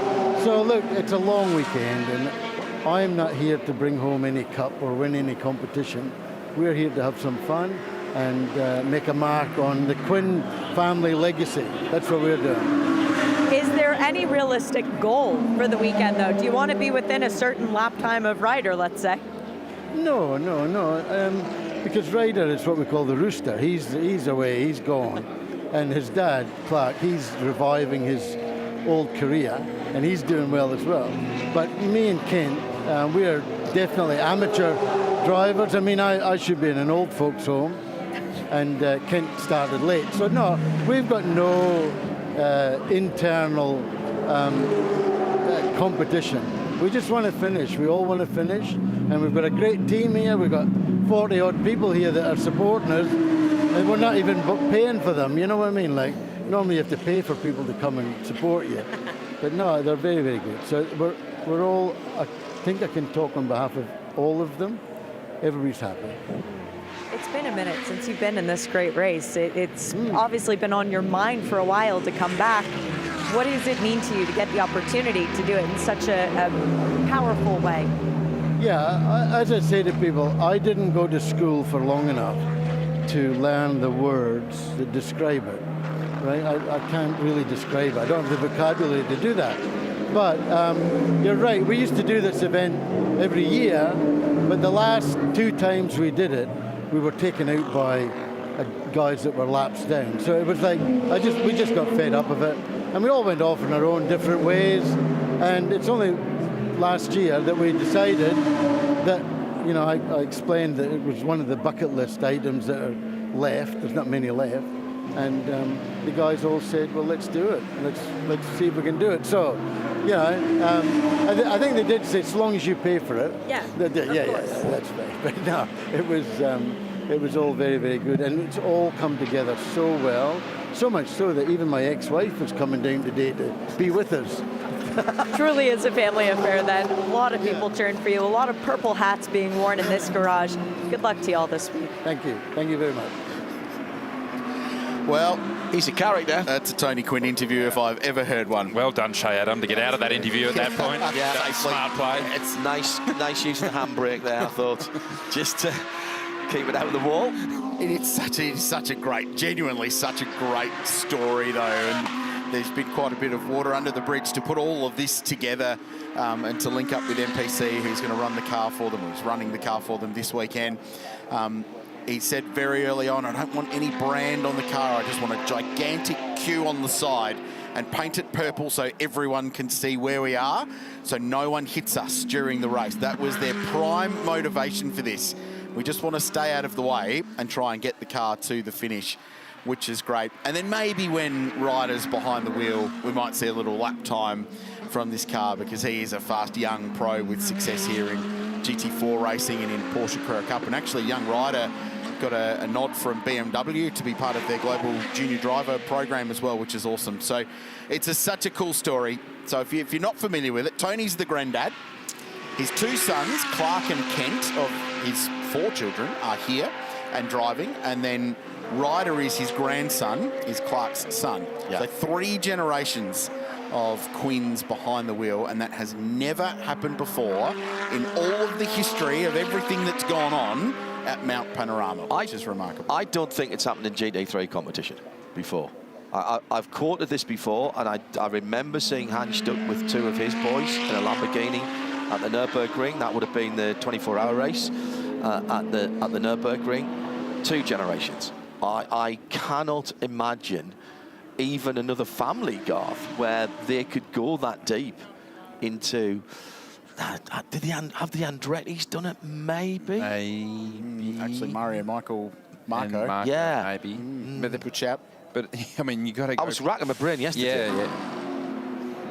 I'm sure Tony would appreciate the link to the Andretti's. Yes. Well, another racing dynasty. Yeah. Answers on a postcard, please, to @RSL_studio. Hashtag B12HR. And visual confirmation of who is in the car, because that was a shot of Clark Quinn. So 1K Quinn in pit lane. It's Kent behind the wheel of the number 101 Audi R8. From one Audi to another, we pick up the Hallmark Property Group car that's owned by Mark Sini, the most experienced one-make Porsche racer in this part of the world, and last year ticked over 400 Porsche Carrera Cup races. First driver on the planet to do that, which was a huge thing. Verified by Porsche AG as well. Remember that? Yeah. Which was an incredible accomplishment. And this is like an annual golf weekend away for Mark, for Dean Fiore, and for Lee Holdsworth. And that's Dean taking a photo of himself. Yes, on of the himself. television. It's not the timing screen. It's not a surprise. And Lee Holdsworth, Bathurst winner, alongside him, and again run by the team at MPC. So this is an enjoyable weekend for those guys, and they're cheering their boy Mark on. He's 14th at the moment at a 209.55. Audi, an ever-present in the most recent era of the 12 hours, the Meguiar's Bathurst 12 hours. One of the first, I think actually not the first major OEM to commit to this race back in the James O'Brien days, and they have been here, Craill, ever since. Great support for this event. Sent the trucks down and everything like that. They were one of the first people to have support in the paddock. I remember the big trailers coming in, the sort of road train trailers that you have down here and sitting at the top of the paddock. I would make an argument that this race wouldn't be where it is today without Audi's early involvement. Surely. When it went GT3, it was a bold decision, because we went from having 60 production cars on the grid to a 25-car field with 5 or 6 GT3 cars, but without Audi coming in with all their factory might and introduced Christopher Mies to Australia. He became a little superstar here as a result of that. This would be a very, very different race if the storyline hadn't have unfolded in that way. Mark is now one of the most experienced guys in this race as well. He and David Russell share the same number of starts, and somewhere in the vicinity of 30,000 kilometres of racing laps completed in Bathurst 12-hour trim over their journey here at Mount Panorama in the 12-hour. But I love that those guys keep coming out and playing each year, and they get together and they finished 6th in 2022, so they've had some results as well, as we see some traffic playing a role down Conrod Straight with the Team NZ Aston Martin, just sticking to the left-hand side and letting Kenny Habal fly past down towards the Scuderia Auto Art Chase. It's a cool story, and with Dino and Lee behind the wheel, they'll be a competitive proposition throughout the day as well. We've seen Lee Holdsworth nibble away, getting into the top 10 on occasion as well. Well, he was in the top 10 in the Pirelli pole battle last year. Was one of the contenders. So, to your point, we were talking about getting them, one of these cars getting themselves in the game at the end of the race. Well, that's one car that had themselves in the game at the start of the race, because they had the speed to qualify into the start of the Pirelli pole battle on Saturday afternoon. And I think Lee said it's the fastest lap I've ever done around the mountain, and might be the fastest lap I ever do around the mountain, because it was a 1.8, and that's seriously that's hustling. That is hustling. Few people have gone quicker than that. The pace was so fast last year. Third quickest pole time in the history of this race. Lucas Auer, we'll talk about that when we get to the Pirelli pole battle tomorrow afternoon. Brilliant 15 minutes of entertainment that was done on lap 2 of last year's session. Pole position decided very, very early. We're a way away from that yet, though. 3 minutes and 50 seconds remaining in this one. Brett Hobson's gone quickest in the GWR and Ram Motorsport Mercedes AMG 205.31 for the Sydney-sider, who hasn't been driving GT cars much of late.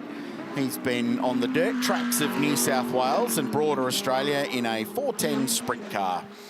Cutting laps in a sprint car, Brett Hobson, with quite a bit of success as well, I might add. So it's great to see Brett back, and Garth Walden back behind the wheel as well of car number 45, which is going to be a really good program. And we talk about putting your pro in the car at the end. They've got Dylan O'Keefe as their pro driver, who is the reigning Porsche Carrera Cup champion. So there's the ace in their deck of cards. Along with this car has a real chance and will be in the conversation. I think the other most used, get this on your bingo card and you're going to be all right, the most used phrase is, if they're on the lead lap with an hour and a half to go and they put XXX driver in, that is going to be the other phrase of the weekend here, gentlemen, because there are so many across the GT3 classes where that is absolutely key. If they can be there, Garth, it is going to be the archetypal grandstand shootout finish. Yeah, I mean, and we'll be talking about for the race win, but for a lot of these cars, like a top 5 outright is a genuine massive opportunity. Totally. And absolutely realistic that can happen. So, yes, we will talk a lot about having your gun in the car for the last hour and a half of the race, but that's the beauty of GT3 racing, is you can do that. You can structure your driving roster in such a way that your bronze driver, your gentleman driver, your late starter to motorsport gets the opportunity to race at an outright race at Mount Panorama in a GT3 race in a stacked field. But then if you strategize it right, you can give yourself a top 5 finish at the end of the day. And that's the beauty of GT3 racing, I think. And as we've seen at this place, if you're in the top 5 in the final hour, anything is possible. It's great, isn't it? Great to see. Friday, traditionally at Supercar Rounds and at the Meguiar's Bathurst 12 Hour, is School Kids Day. So they open the event up to all of the local schools in the region. I think more than 400 here today. There's a kids press conference that happens at 1 o'clock this afternoon, which I'm going to stick my head in and see how that plays out, because the Quins are going. Plus the team from Scott Taylor Motorsport. Oh, brilliant. Chaz, Cam and Thomas. Oh, that's cool. So that is going to be hilarious. And the kids are asking, the children are asking the questions. Have we got coverage of that? No, but we should. We should make a good point. Can we get somebody in there with a recorder and get that on? Because that is box office. They're going to learn things, those kids. They're going to get some business advice. Certainly from Tony Quinn, they'll learn, correct. They'll learn some life advice. Correct. Invitational class, 111. Coming through the final corner and on to the front straight. Darren Curry behind the wheel of that car, just done an 8.9 and is 12th on the leaderboard and quickest of the 2 invitational class cars, the IRC GT. More, please. More of those, please. Yeah, we need half a dozen of them in the race. Yeah, I think so. It would be an unbelievable class battle in invitational. Totally agree. Good package, designed to go the distance in these races. Originally, the Gen 1 cars, which were modelled around a Ford Focus, were based and debuted at this race. It's a Mazda as well, wasn't there? There was a Mazda body shape as well, I remember those. Then they went to the Generation 2 car, which expanded and went to Mustang and Camaro style body shapes, and then it's now become IRC. Danny Studdard, who owns the business, is behind the wheel with two great mates, Darren Curry and Axel Donaldson, who have been driving together for a very long time. They've got a bunch of off-road racing events as well. They've got a Merc AMG GT3 that they run in GT World Challenge Australia, but they wanted to roll out the IRC car for this weekend to have a bit of a go, and drafted Danny in to share the driving. Sounds fabulous, doesn't it, across the top. Good morning to you. Still morning here at Bathurst. If you've just got on the encampment site, checkered flag flew about 25 seconds ago to end the second 40-minute session. This is the bronze, and kind of like bronze and rookie drivers here session. As we mentioned, one or two of the silver drivers who haven't been here before asked for and got dispensation. I think that's smart officiating. I really, really do. Brad Schumacher's just punched out a very handy 2:05.35 to go third, and only 0.03 away from Brett Hobson's quickest time of the session so far. So good luck for the Audi. Tony Ruan behind the wheel of the number 89 Team KRC BMW M4, splitting them. So that's an impressive lap from a Bathurst first timer to do a 5.3. Ian James in fourth place, defending bronze class winning team that mixed up the driver lineup this year at Heart of Racing, but you know that they're going to be competitive, and Ian's done a 5.5, which is very competitive. Kenny Habal, P5, sat out the end of their last little stanza of that session, but completed 15 laps. Most laps completed of the session by Brad Schumacher at 16 in the number 55 Audi. So Brad maximising that session, and the beauty for Brad is that he gets another entire session to himself later on this afternoon. So Brad's going to have, if he can do another 15 or 16 laps, he'll have 30, 35 laps under his belt, and the pro drivers can split the other two. Let's go down to Elfoyle's pit lane and back to Shay. With the fastest cars so far, Garth Walton, you've got to be pleased with how that session went down for the number 45 Mercedes. Yeah, we're pretty happy. So the car feels good. Both Brett and myself drove in the bronze session. Brett topped it at the end, and both of us, were there or thereabouts. So it's just about getting comfortable. We might make some changes after this one to the car and try and tune it up a little bit. But so far so good. We're all comfortable, which is good. You know how to win this race in class. You've done it before. Dylan's done it before as well. How much easier is it when you come into a race weekend and you've got that little bit of extra confidence of having done it before? Yeah, I don't know about easier, but we sort of know what to do. It definitely doesn't make it easy, but you just got to, it's all the 1%ers. You got to hit all your marks, and between on the track, off the track, have a good strategy and be consistent. And luckily enough for us, we've got three really good drivers who are very consistent and sensible. So yeah, we'll just hit our marks and see where we end up. Is the goal just the class win, or are you guys thinking about moving up into the top 10, maybe top 5 as the race goes on? Yeah, class wins first, and if we can sneak in the top 10, it'll be unreal, but there's a lot of good cars and teams and drivers out there, so but you never know. Class win, we'll start with that and see where we end up outright. Dare to dream. Good luck. Absolutely. Thank you. Cheers. I knew that the collective wisdom would not let us down, gents. In August 2020, the Andretti family, Mario, his son Michael, and grandson Marco, shared the track at Indianapolis Motor Speedway. Thanks, Joel, for this. Mario drove the Honda two-seater.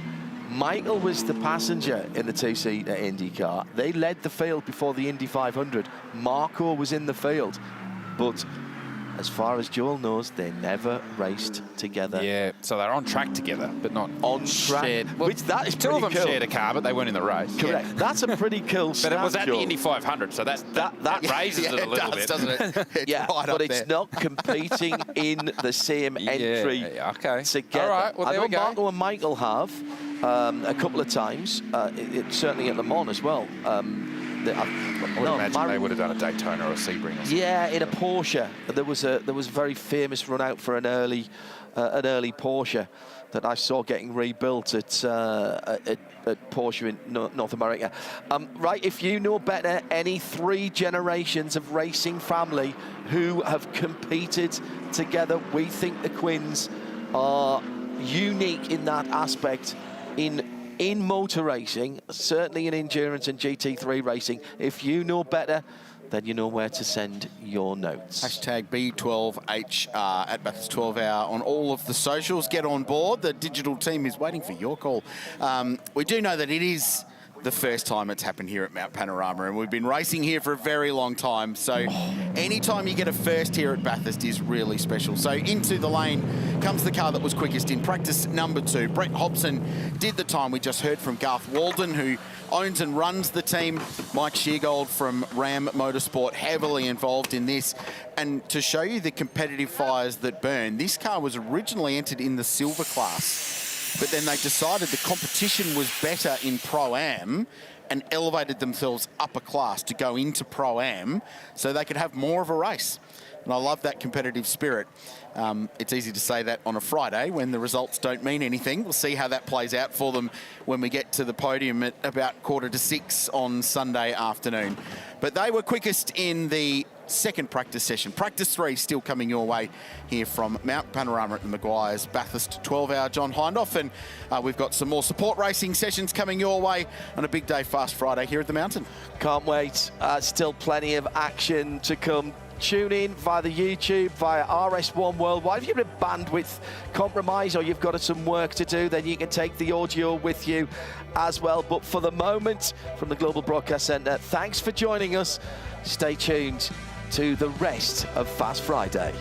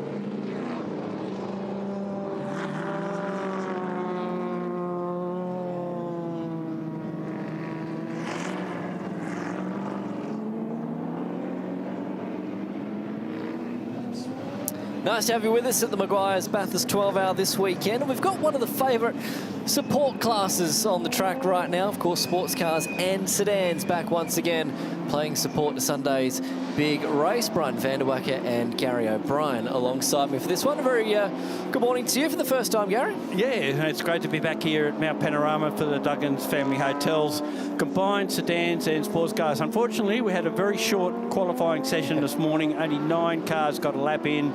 We had a major accident up the top of the mountain, more or less like the Chas Mostert Tickford Falcon accident, both walls on the way down towards the Forest Elbow and in at the elbows where it ended up.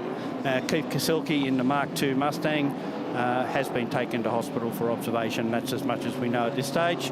The other car we lost out of that first qualifying session was Ben Arnold in the ex-Paul Morris Motorsport Hercules supercar. That car's done a diff, so that won't be starting for the rest of the weekend. So we're down to 54 cars at the moment. Still an impressive field, though, isn't it, when you speak of those numbers? 54 for this weekend, and such a wide variety of cars here this weekend. I think that's why people have come to love this category. We've got a number of Porsches rolling through the shot there at Griffin's Bend, but it's the variety, I think, that attracts a lot of people. For sure, we go from space frame sports sedan, space frame Trans Am cars, we've got chassis cars, ex-supercars, improved production cars, even production cars, some of them getting some sneaky practice laps in the lead up to the Bathurst 6 Hour, which is on the Easter weekend. Yeah, we are continuing to see a lot of that because really, as we mentioned earlier on today, this place isn't open for testing really throughout the course of the year, so you've got to actually compete in race events in order to get your miles up and do your practice sessions in that particular order. There's one of the cars we were speaking about that do the Bathurst 6 Hour. Ben Cabbage there rolling through the screen, and also Jason Gomersall there in the number 30 Mustang as well. And look at this, the cars are still filing through shot. They left the pit lane about 3 minutes ago. They still haven't even got to the end of Mountain Straight. Well, you can bet that the first cars out, and they usually number the first 35 or so, that they're the first cars to go out, and they're perceived to be the fastest. So they'll be out first. Now we're getting into the production-style cars, which are at the back of the field, and by the time they get back to the start-finish line, they'll be lapped. It's interesting to note, too, that this category has slightly changed over the last few years. They've opened up the rules a lot more now to allow some older spec GT cars to compete here, and, of course, a lot of one-make Porsche machinery, which are very much at the high end of the capabilities of lap times here at Mount Panorama. So much so, the big change for the category heading into this weekend at the Meguiar's Bathurst 12 Hour is that previously the benchmark lap time that you could do was a 2:09 flat. That has been lowered to a 2:05 for this weekend. Yeah, and that'll take most of these cars to their optimum performance. I can't see too many cars going quicker than a 2:05. No, but it's going to be very interesting to see how close they can actually get to that marker. So, well, they had to manage it in previous years. You know, the 9 was easy breakable, and Jeff Taunton in that, well, he's not running this year, unfortunately, but his car is. That's the green IRC GT. You can see it in the background of that shot there, just coming down Conrod Straight. He won all 3 races last year, but he broke out in the time, so he got a penalty. And that was that great race that he had with Angus Fogg, and Fogg ended up being the winner of it. You mentioned at the outset that this theoretically is qualifying session number 2. We saw qualifying session 1 earlier on this morning. The idea behind it is we'll combine the times basically from what we saw earlier on today. Like you mentioned, only a handful of cars getting a lap time in. So this really now is going to be the critical session for these drivers to get a lap in and sort themselves out for the first race, which will be coming up later on this afternoon at 5 minutes past 3 o'clock. So it's a 30-minute session. We've already elapsed 5 minutes, believe it or not, so that outlap has taken quite a while, but for some of these heavy-hitting cars, they're already now on their first push lap. Well, it's possibly the reason they would have done that is to make sure they keep the field fairly well compressed on that opening lap, rather than having them so spread out that the quick cars on their second lap would not run into traffic. We can see a few Porsches coming through. There's quite a few Porsches here running. Former Porsche Sprint Challenge cars, some of them. There is an exotic one. Scotty Taylor's car is a GT3R, which is a very exclusive car in this neck of the woods. And we're seeing Brad Shields in the Joe said owned and prepped Fiat 124 coupe with a twin rotor turbo. He was the fastest in that actual short session this morning that he had, and that car's done a 6 here in the past, so he's pretty close to the mark of what he can do. He did it here at a Sports Sedan Championship race the year before last, so we know that that car is quick, and Brad knows how to steer the thing. So keep an eye on the number 9 car. He might be the one that ends up on the front row for the first race. Sounds tremendous as well, and the flames out the pipes on the right-hand side of the car too is very impressive as he brings it down now into Forest Elbow. And no surprise that he's quick in the first and second split at the moment. He is the first car on the track right now as it will thunder down Conrod Straight. The sound of these things are incredible. Let's pause for a moment. Take a listen to this. Oh, yeah. That is nice. That is nice. He'll tip it in now into the chase and stand on those big brakes. We'll get an idea of a lap time here in just a moment as he brings it through the left-hander. A man with so much experience here over the years. He's done radicals, he's done Porsche Sprint Challenge as well, but this Fiat is close to his heart as he wiggles that car now, under brakes through the left-hander at Murray's corner. And what is the lap time going to be? The first lap time in this session, a 2:07.8. Not a bad lap time indeed, Gary. Well, he did a 12 in the opening lap this morning, so he's on the money. There's the green car. Ryan McMillan stepping in for Jeff Taunton in that IRC GT SS, a sports sedan version. You'll see a lot of these cars here. We've just seen Tyler Cheney have a little lock-up down the hill corner.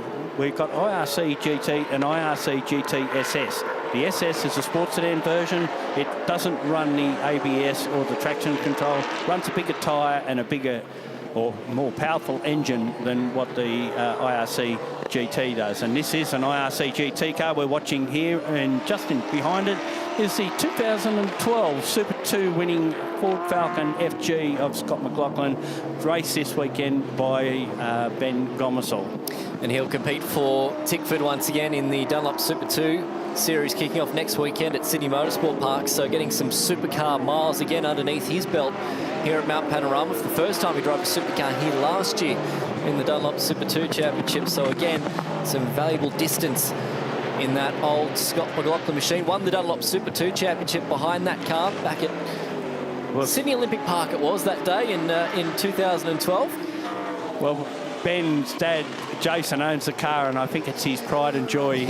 Very lucky. He has raced it occasionally in Super 3 and V8 touring cars, but doesn't like to take it out too much because it's, as it is, it's a special car. It's got good memories. It's an ex-SBR car as well, so the chassis FG01, so a special bit of machinery. And we've got a few of the ex-supercars in the field, which we'll touch on throughout the course of this weekend as well.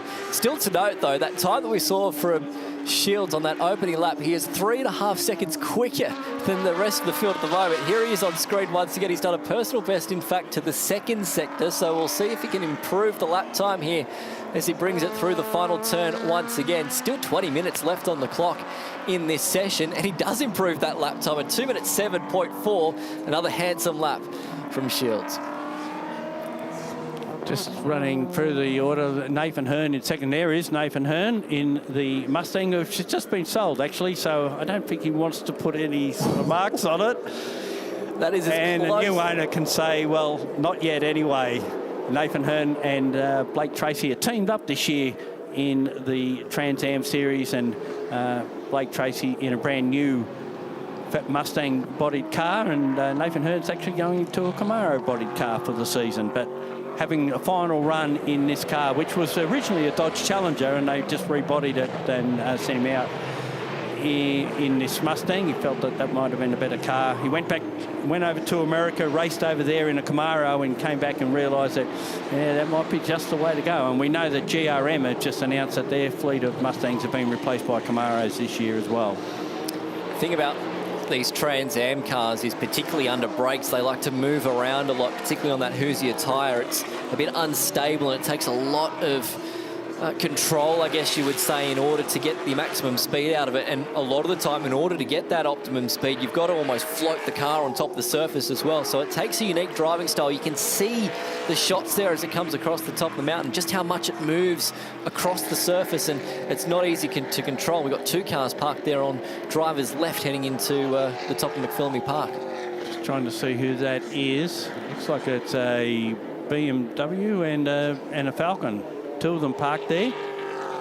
Fortunately, not in a really dangerous spot. Well, there is a little bit of an opening in the fence there that they can wheel the cars back into the lane. It looks like it's Troy Wood there in the Falcon, the XR6 Turbo, that's getting ushered back behind the wall there. And John Angelello in the BMW would be the other car there. The Wood car, Troy Wood car, is actually a Turbo 6 XR6 Falcon, and 1 or 2 in the field. Brent Edwards runs a XR6 Turbo as well.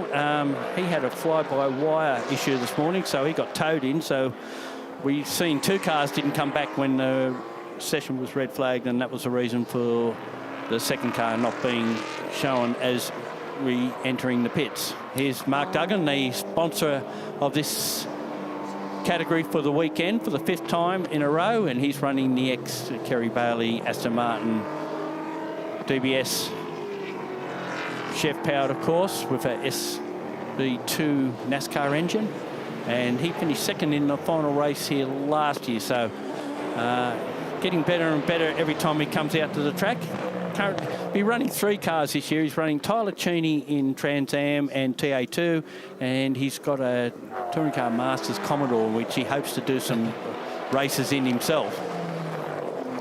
Just passes one of the Burkhardt's Porsches there, 2 of them, the father and son running this weekend in the Porsches. Son is actually in the car that Sven won the first GT3 Cup Challenge series back in the day. And am I right in saying that this Aston Martin did a 2:03 here at Challenge? Garner Patterson, who's running in the 12-hour, just a tad over a 2:03 dead. Impressive, isn't it? Seriously quick times. Speaking of time, Stephen Lacey has gone up into position number 2, incidentally, and back in a car that's a little bit more to his reference colours from back in the day, the yellow and black. Well, the funny thing with that was originally Jeff Taunton's car in the green, and then they re-livered it in the red for Steve to race, and now he's put it back to the colours that we normally see him in. There's a great podcast going out at the moment from Speed Cafe and Spotify, and it's with Steve Lacey talking about his career from super sprints right through to sports sedans, and also how this event began as a regularity at the Easter meeting and has developed into what we see today. It's incredible, isn't it? We speak of drivers that have done plenty of miles here at Mount Panorama, but Stephen Lacey, he has done so much here in a wide variety of cars, it's got to be said as well. Well, his first car he had was a SS hatchback Tirana, which he still has, and he used to drive that to the circuit to do sprints. Then he got a VK Commodore, and we're probably more familiar with him in the Chev Camaro sports sedan that Steve Vigers owned and built and prepped for Sir Steve. And then when Steve Vigers decided to give the game away, that's when he's moved into this IRC GTSS.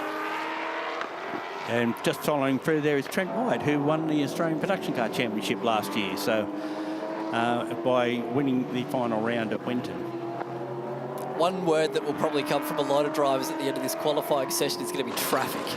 Because with the wide variety of different speeds that you got here, it's such a challenge trying to get through that traffic at the right time, and particularly when you're going across the top Mount Panorama, and Duncan's probably about to experience here in a moment as well. Well, at the moment, we've still got Brad Shields fastest ahead of Steve Lacey, and then we've got the 2 TA2 Trans Am cars of Hearn and Tracy, and then it's Duggan the next one through, and we just had a spinner down at Murray's Corner. Yeah, Tim Mann in the Ford BF Falcon there, just looping the car around there.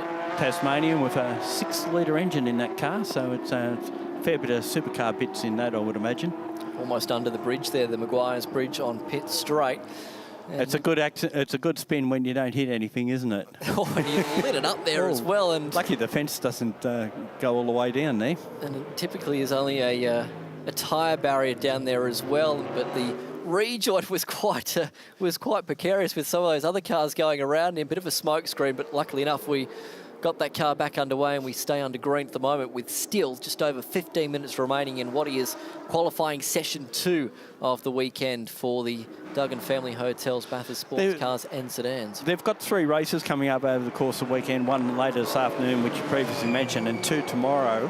And they're 30-minute races. Now, sports sedans don't generally run for 30 minutes, so they've got to be a little bit careful with their fuel economy. It's actually not a bad point that you mentioned, because they are quite thirsty when it comes to the fuel, Gareth. 2 RC cars, one being the SS and the other one the GT, or GTSS and the G. That's Lee Stibbs, who was pretty dominant in the IRC series last year. Unfortunately, had a DNF at around when it was pretty crucial. I think it was Meguiar, and I think he finished second to Jeff Emery in that series. So I think he's got former Supercars driver Chris Pither on the radio headset this weekend. Chris pushing it back into the garage area at the top of the pit area there. But it was a great example that you mentioned of the different, might look like the same car, but of course completely different in terms of the way that they achieve their top-end speeds going down Conrod Straight. Yeah, and the IRC got a new car they're bringing out this year called the SD. Looks fairly similar. You have to look pretty close. It's got it's different around the front aero and the rear wing. It runs a stick shift rather than a paddle. Doesn't have the ABS or the traction control. It's sort of like an introductory level for anyone that wants to run IRC this year. So at the moment, with still 12 minutes left on the clock for this qualifying session, it's still Shields on top with a 2 minute 7.4, the fastest car at the moment. Lacey, position number 2, 209.3, followed up by Nathan Hearn, position number 3, Tracy in 4th, Duggan back there in position number 5, and then you got Jake Donaldson here this weekend in a beautiful Porsche, in fact. He's so far position number 6. Gomersall in 7th. Sims, Taylor, Rowell at the moment completing your top 10. Yeah, Sims has done a pretty good time for that car. It's a BMW with a Chev in it. Comes from Albury. He also owns the Ben Arnold car, the one that did the diff earlier. But they had a centre bearing go on that car in that session this morning. Got it back out, but maybe having more dramas with it, or maybe they think, well, we're 9th on the road, so nothing to worry about. Scotty Taylor in 10th. In that GT3R we mentioned before. And then we've got Mick Rowell and another of the IRC cars. Brad Carr this weekend in the Porsche. You normally see him teamed up with Lindsay Kearns in the production car Falcon. Actually, Lindsay's here this weekend being the gopher and the man working the headphones in the pits. Lachlan Harburg, another Porsche driver, but this weekend in an IRC car, so I guess he's making the move across. And John Goodacre just behind him, both another one of the IRC cars. You always tell John's car, it's got a very distinctive green colouring on it. Resembles what he likes to drink when he's not driving. Green cordial. Yeah. That's what you're referring to. This is Scotty Taylor. We've talked about him before. Regular these days in Super Utes, and brings his car out for combined sedans, and also runs the tin top meeting at Darwin. I think he's pretty sure he'll be back up there this year. Had big success up there last year. That car was unbeatable, and he and Mark Dargan were the two standouts at that meeting, but they were racing against XLs and HQs and a few IP cars that go up and do it. So they were restricted on what times they could do, just to try and make it a little bit interesting and not so dangerous and going past slower cars too quickly. So at the moment, Scotty Taylor down in position number 9, incidentally. And his fastest lap of the session at the moment at 2:14.4. One of 2 Lamborghinis in the field. This is the Minister for Happiness in Richard Gardner. Raced for a long time in production cars in a Renault Clio. We've got double yellows being waved down into the chase. So it looks like maybe someone's gone off there. Only double yellows, so it's like, yeah, someone spun on the exit there. Quickly, we just got a brief glance at. So that would have mucked up his time there. And it's car 29, Peter Bray from Queensland in his Queensland Touring Car Championship. Basically an improved production type Commodore. It's in a bit of a precarious position there. And in fact, we do go red now because that car is not refired. And in the tricky spot that it is, the Officials had no other choice but unfortunately to red flag this session with still 9 minutes remaining on the clock. You would think that it might be a somewhat quick recovery, so we might be able to get some laps in here towards the back end of the session. So a good opportunity to again run through your top 10. Shields on top, 2 minutes 7.4 from Lacey in second. Hearn position number 3. We've got another car stopped up there and the driver's left at the top of Mount Panorama. It's Robert van der Kamp in one of the another one of the ex-supercars. So he's stopped and getting a chat from the officials as to what to do next. I'll continue to run through the top 10 before we mention van der Kamp. So Tracy in 4th, Doug in position number 5, Donaldson 6th, Gomersol, Sims, Taylor and Rao the top 10. Is Blake Tracy bringing the new Mustang that will be running this year under the guidance of Nathan Hearn. I think there will be a fair bit of angst between those two because they both like to win. And here he is, out on track, and oh, and he kept it off the wall, but very close. I wouldn't like to be standing between that car and the wall. I dare say that they would have had your knees graze somewhat. Well, the brand new car nearly had its first mark on it there, but thankfully got away with that. And we have seen some huge moments at that point of the racetrack over the years, whether it be here in the 12-hour or the 1,000 as well. But he was very, very lucky to not turn that brand new race car into a brand new canoe. Indeed, and here's the Bray car coming back with what looks like something hanging off the back of it. Is that the... Look at the way it's tracking and crabbing going into the pits as well, so there might be more to the story with that spin that we saw down there at the chase. That's why it wasn't moving, I guess. Yeah, I think it's gone backwards somewhere there. That's got some damage on it. So he'll bring that car into the lane, but good to see that car is actually moving. So like we mentioned, with 7.5 minutes to go, this session should get back under green and we should have some last flying laps coming in and seeing if anyone can improve on that 2 minutes 7.4. A 3+ second gap over the rest of the field for Brad Sherrill. Of course, it was this sort of category that we've seen the likes of Jordan Cox make a name for himself over the years. Remember the classic shots of him? I think it was the Civic, was it? The Honda Civic going across the top of McPhillamy Park? Improved production rates, yeah. And the thing up on 3 wheels and 2 wheels just about going across the top. It was fantastic to watch. Put on another big effort over at Adelaide where they ran as a support race as well. So most of the cars came back in and that would explain it, Gary. Left-hand rear of that car is looking... That's got some towing, hasn't it? Yeah, and it looks like with the graze marks along the side of the car as well, it's probably made contact with a wall somewhere as well. I'll tell you what, if that actually... It's lucky that that may have come apart with the car where it did, because if that was already skew-if on the car when they got through the kink at the chase, that could have been a much bigger moment. Right alongside Matt Sims' BMW there in the pits. They're having a look under the back of it now. Yeah, they may not make the race this afternoon, but may be repaired for the races on Saturday. What is already a 54-car grid now for this weekend after that incident that we saw for Keith Kosulki in practice session, or qualifying session number 1 it was earlier on today. Time continuing to drop away here. We've got 5 minutes and 40 seconds remaining. I dare say they'll want to retrieve those cars that are up the top as well now too. So, well, we've just gone back green. They're not going to retrieve those cars that are up the top then. And Shields is the first one out of the lane, followed by Tracy. So they want to get a move on here as well and try and get back to the lane. They might be able to squeeze 2 laps in, but it's going to be tight once they get back to the control line. Watch for Benny Gomersol as well. Position 7 at the moment in that ex-SBR Falcon. Jason is running as well in the production car that finished 3rd at the 6-hour last year. And how's the names? How's the names helping those two, by the way, this weekend? Yeah, Glenn Seaton is on the tools for the Mustang, and Aaron Seaton's on the tools for the Falcon for this weekend.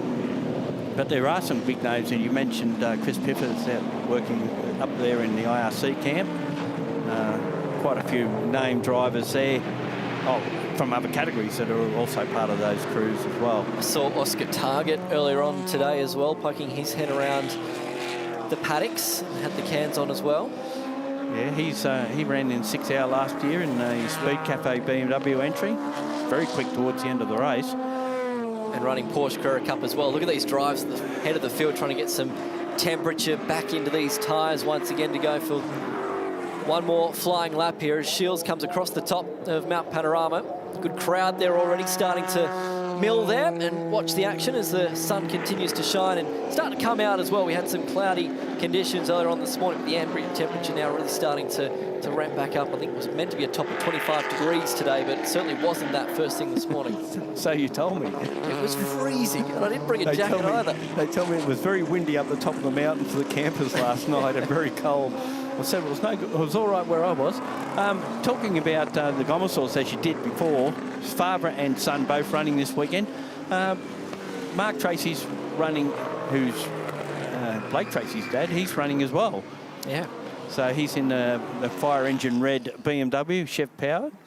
He's looking at selling that car as well. Said, I've got too many cars, got to get rid of them. Look at Tracy, it's like a traffic jam now behind it. You've got to be careful here because there's drivers weaving and there's also drivers wanting to get by and further up the queue, and sometimes that's often a recipe for disaster. We've seen that over the years here as well, but Tracy's going to make that TA2 Mustang as wide as he possibly can. Shields doesn't care about it because he's got some clean track here.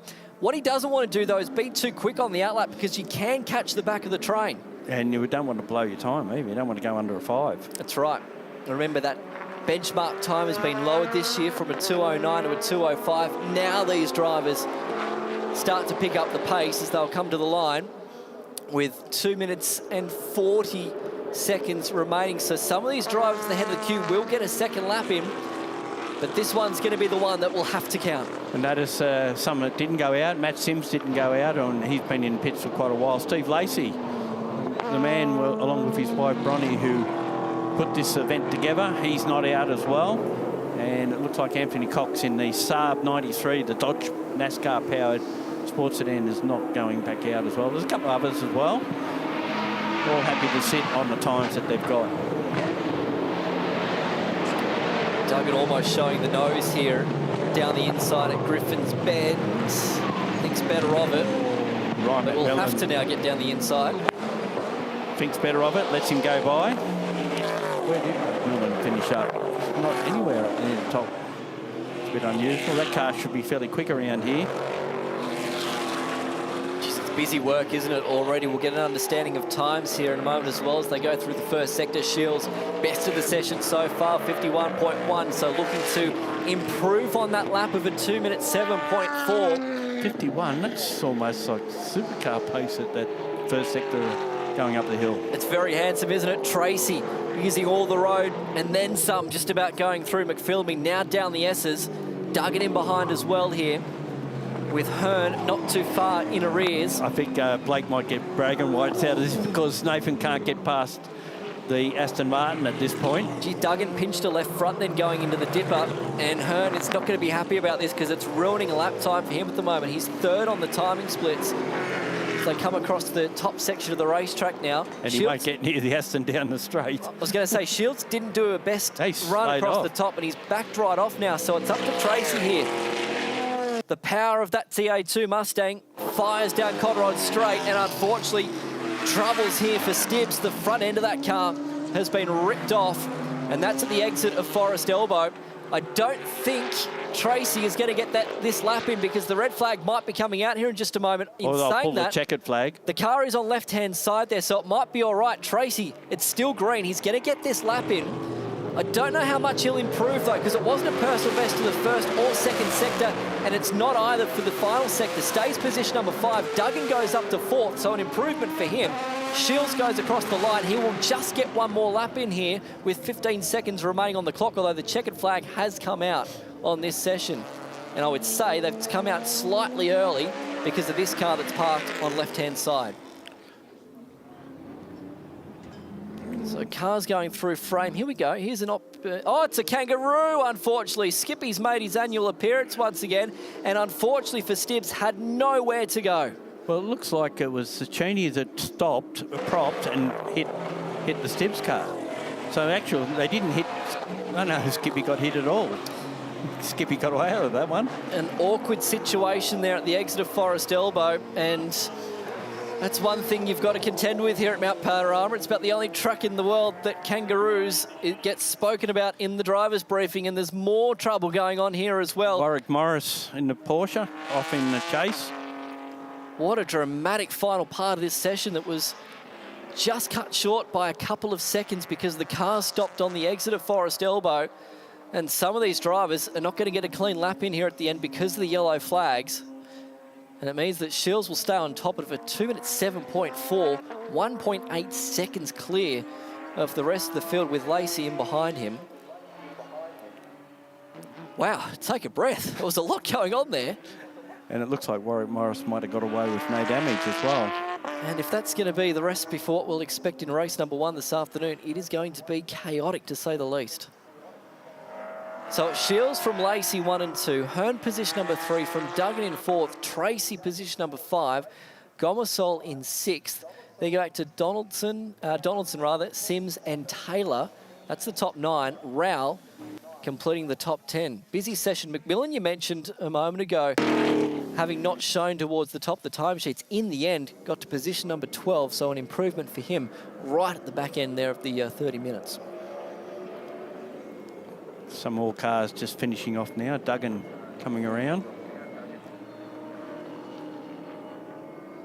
So a busy one indeed for the second part of qualifying for the sports cars and sedans here this weekend at Mount Panorama, is playing in support of the Meguiar's Bathurst 12 hour, and a busy end to that session before we go racing this afternoon. The first race for this category, 5 minutes past 3 this afternoon.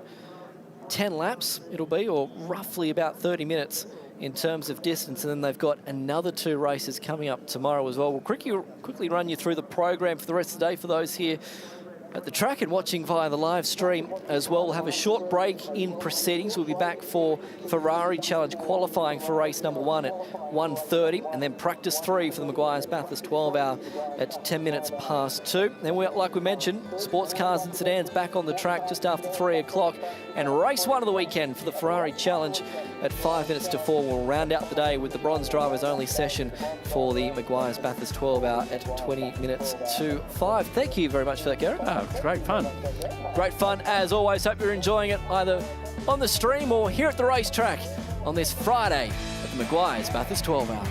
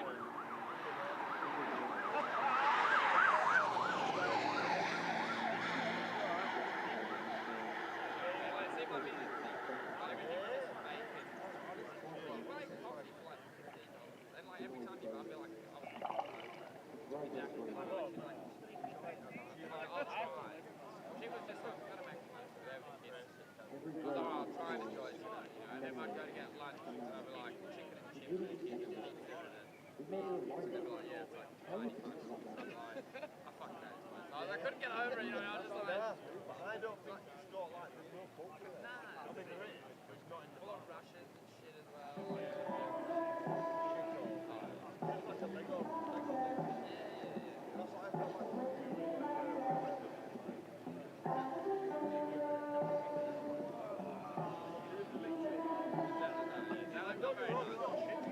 Yeah.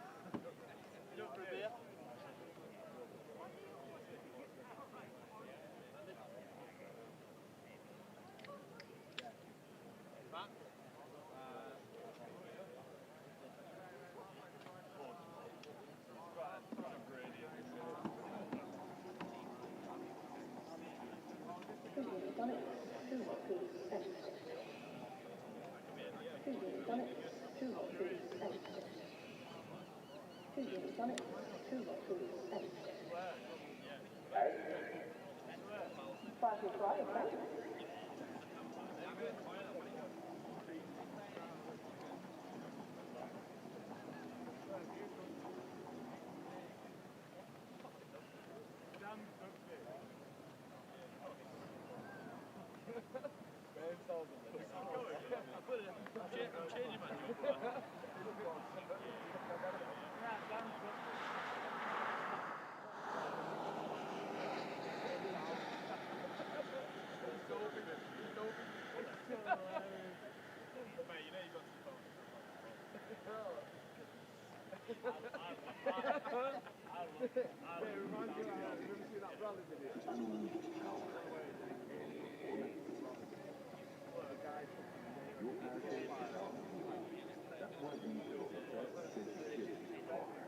Oh, yeah, good.